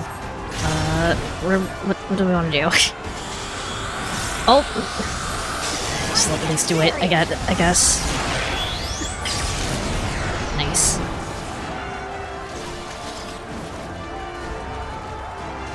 Actually, is there a way for me to, like, make Phoenix Downs? Since I used my one Phoenix Down in that fight.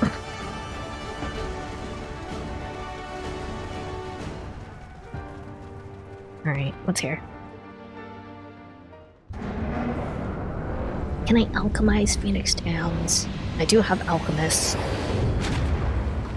Oh wait, no, did they start it? Shit. Can buy them cheap in the main cities, okay. Savages vested our vanguard, impressive. In the end, they're only that, savages. Now let us be brief, his radiance awaits.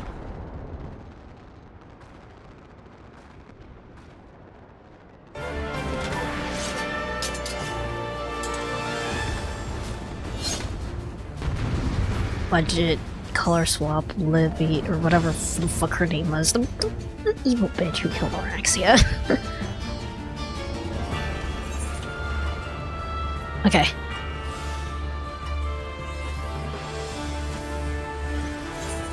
We're good.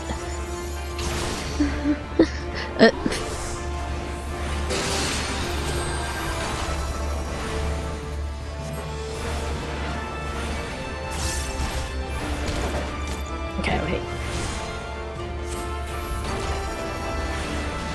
Who's down? Tank. Okay.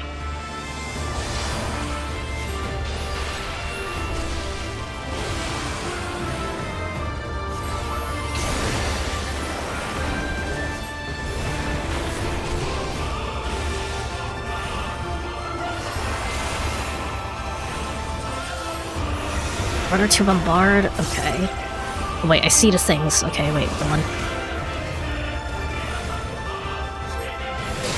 Ah, shit. Okay.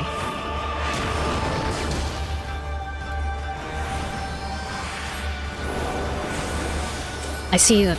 Okay. I see that they're attacking from the side as well. Okay.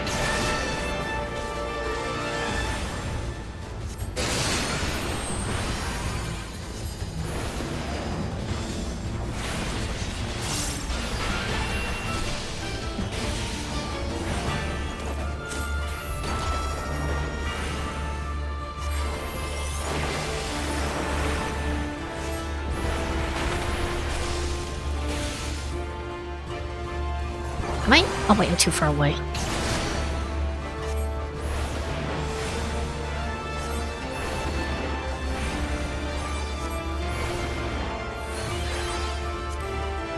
Okay.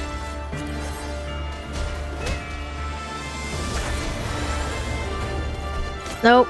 Nope.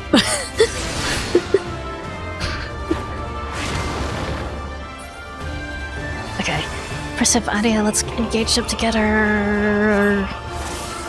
Cannot hope to evade us both. Okay. What does she do? Oh, okay.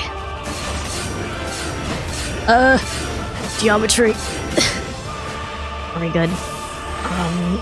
Healer's down. Oh, do we just have to keep dodging? Okay, wait, no, we're good.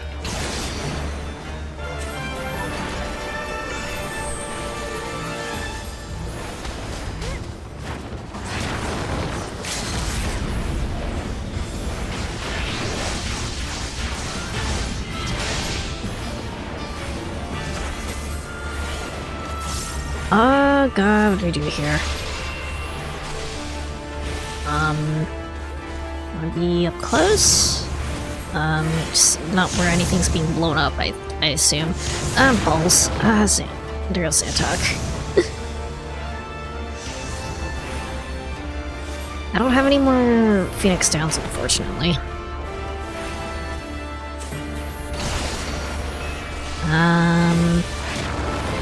I don't know if me and the tank can... Maybe if I Mana Ward, it would probably help. Shit. Phoenix Down have a 5-minute cooldown? Oof.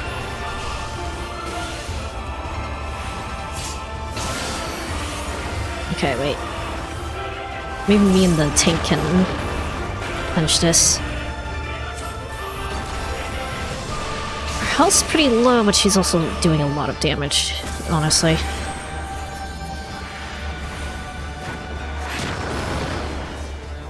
I don't have many defensive or healing options.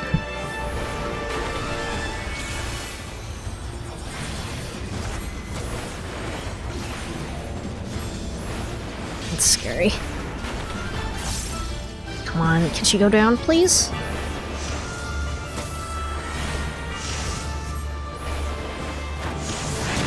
I might go down here, though. Yeah, I did. Come on. Tank get her? Oh no, they have another phase. Okay.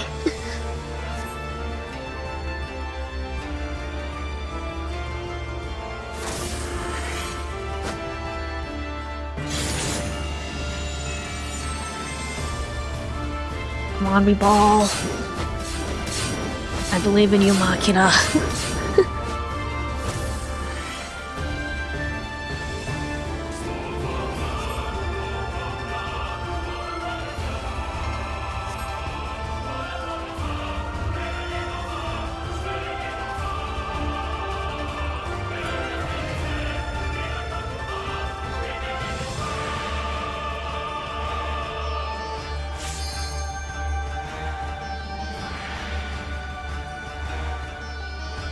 I assume whatever attack they're casting right now is an insta-kill. I wouldn't be surprised.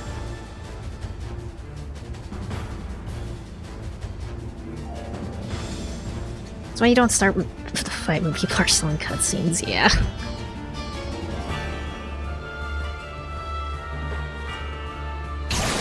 Yep.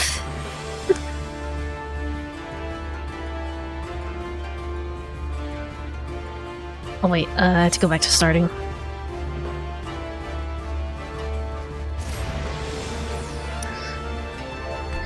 So close.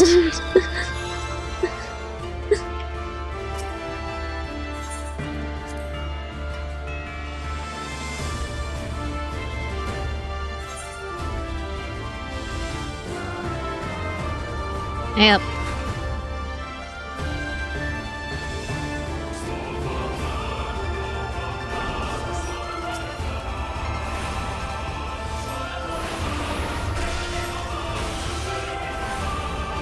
God, light lines.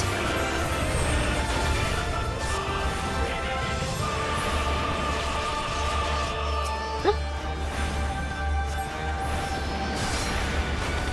We're good.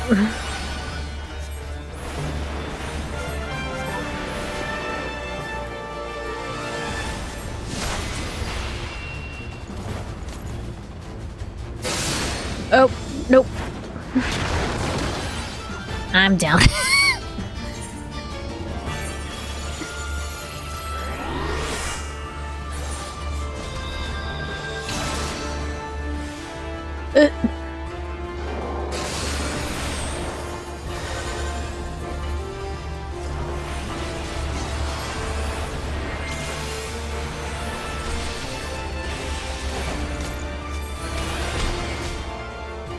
Oh, wait.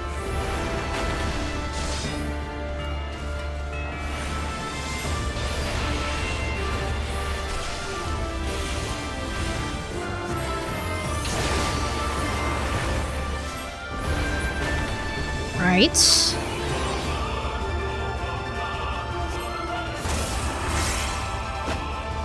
Just gonna do the big moves. I'm like here, I think I should be safe.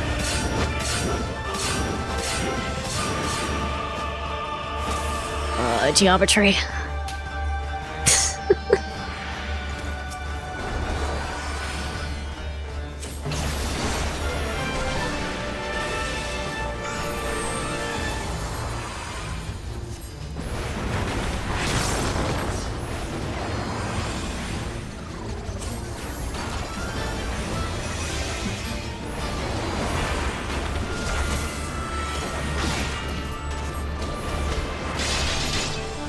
Back up.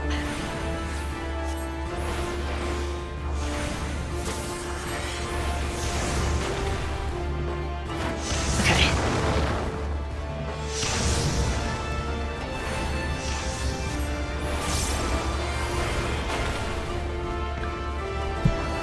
When two of them come back together, you should use your limit break on them both. Okay.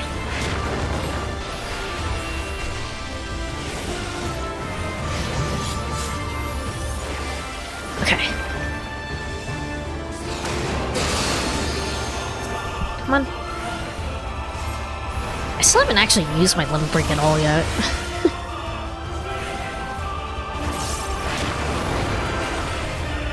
Is it like Meteor or something? For Black Mage, probably.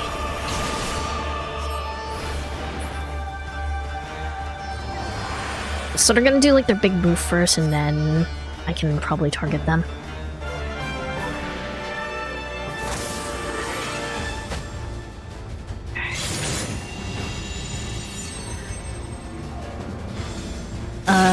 Move. Oh, fuck. Okay, we're good. Level 3 is, but we only have level 2 here, okay. All savages. Now.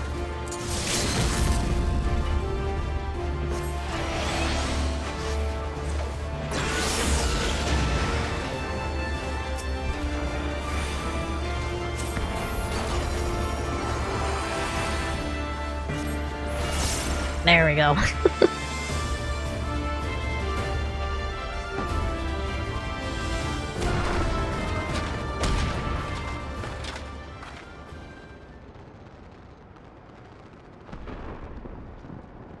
served our purpose. Come, we shall withdraw for now. You're not dying here? Just gonna smoke out? Or flashbang me, I guess? There you go. I do actually really... I think that fight in particular is actually really cool.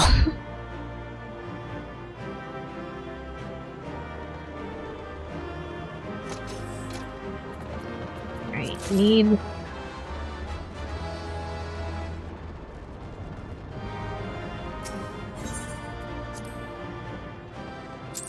What do we think, Xantok? Do you think we can still wrap up Stormblood today?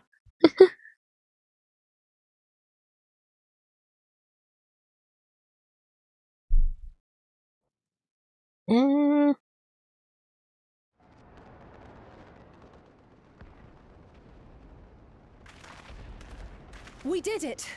I dare say they'll be reeling from this. You were truly inspiring in battle, my friend. I'm determined not to be outdone, but there seems to be no one left to fight. 2 quests, a soul to be cutscene and credits. The credits will take like 30 minutes. A tactical withdrawal, perhaps? We should give chase. Finish them off while we have the chance. Imagine the other surprise when they wake to find the war already won. Okay, here goes Alice. The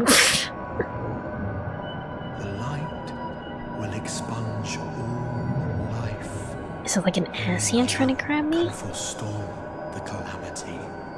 What? Throw wide the gates. No! No! No!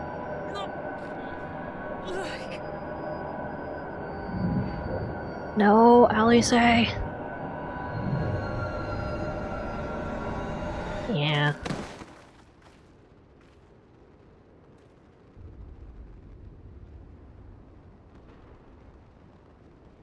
Like a Nassian from another shard, maybe? Don't tell me. Are you all right?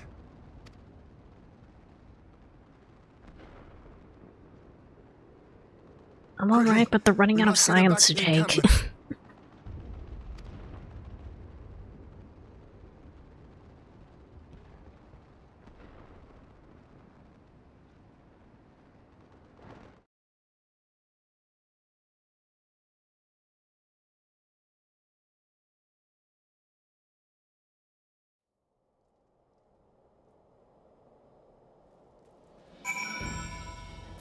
Well, shit.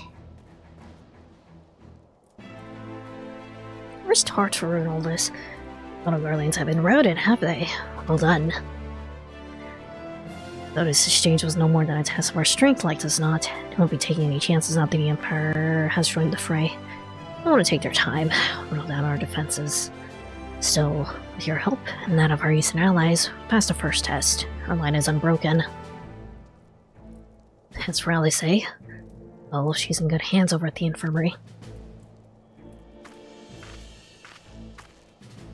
Oops. My lord, our agents have completed their examination of Mistress Alice, and it is as we feared. She is locked into slumber without any outward cause.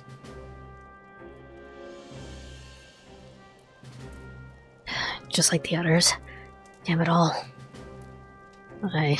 Darlings picked a fine time to come knocking. 5 science incapacitated. The enemy on our doorstep, I cannot spare the men to assist us in the search for a cure. This I can do to see that Alice is escorted safely back to the Rising Stones. Yuri and I will return to our encampment. The main contingent of our forces from the Far East is under sail, and must be ready for their arrival. I'll not keep you then.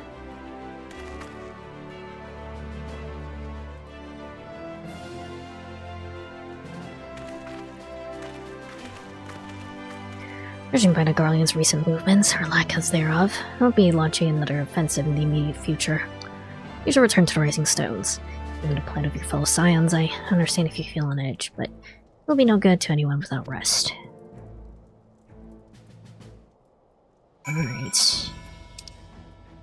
Back to the Rising Stones, then.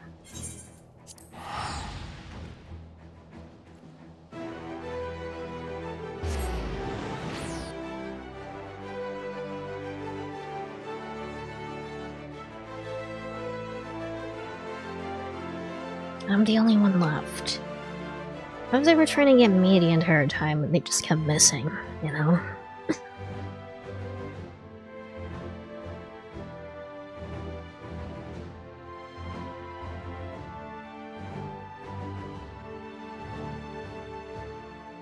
And I swing and I miss. And I swing and I miss.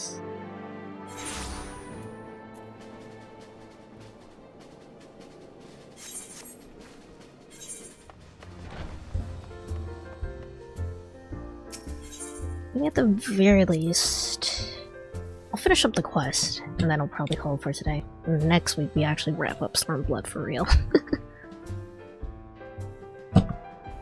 Actually, what is... Let me check something real quick.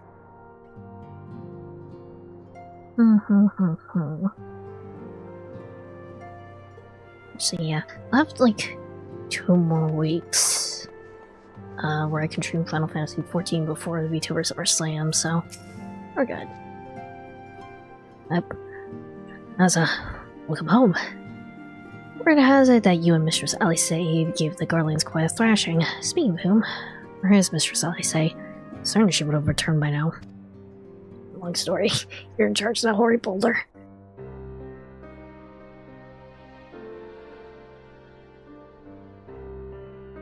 I had 12, not her too.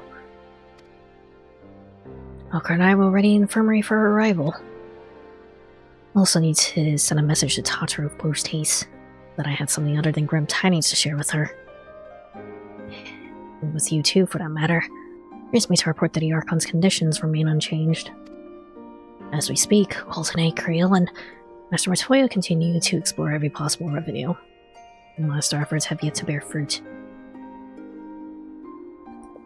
But all is not lost. You're still hello and whole after all. Though I suspect you must be tired from your journey. You should rest, my friend.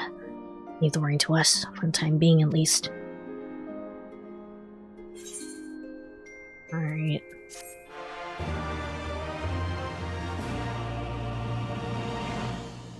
Either I'm gonna be all alone for whatever comes up next in Shadowbringers, or I'm following them.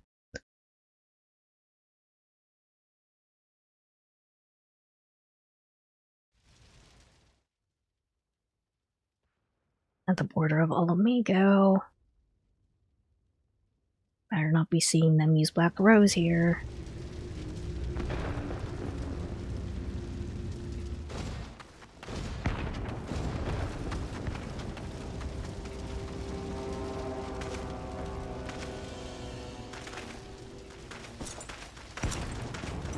Xenos.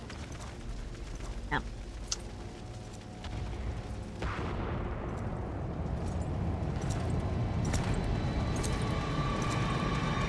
I guess Eldibus.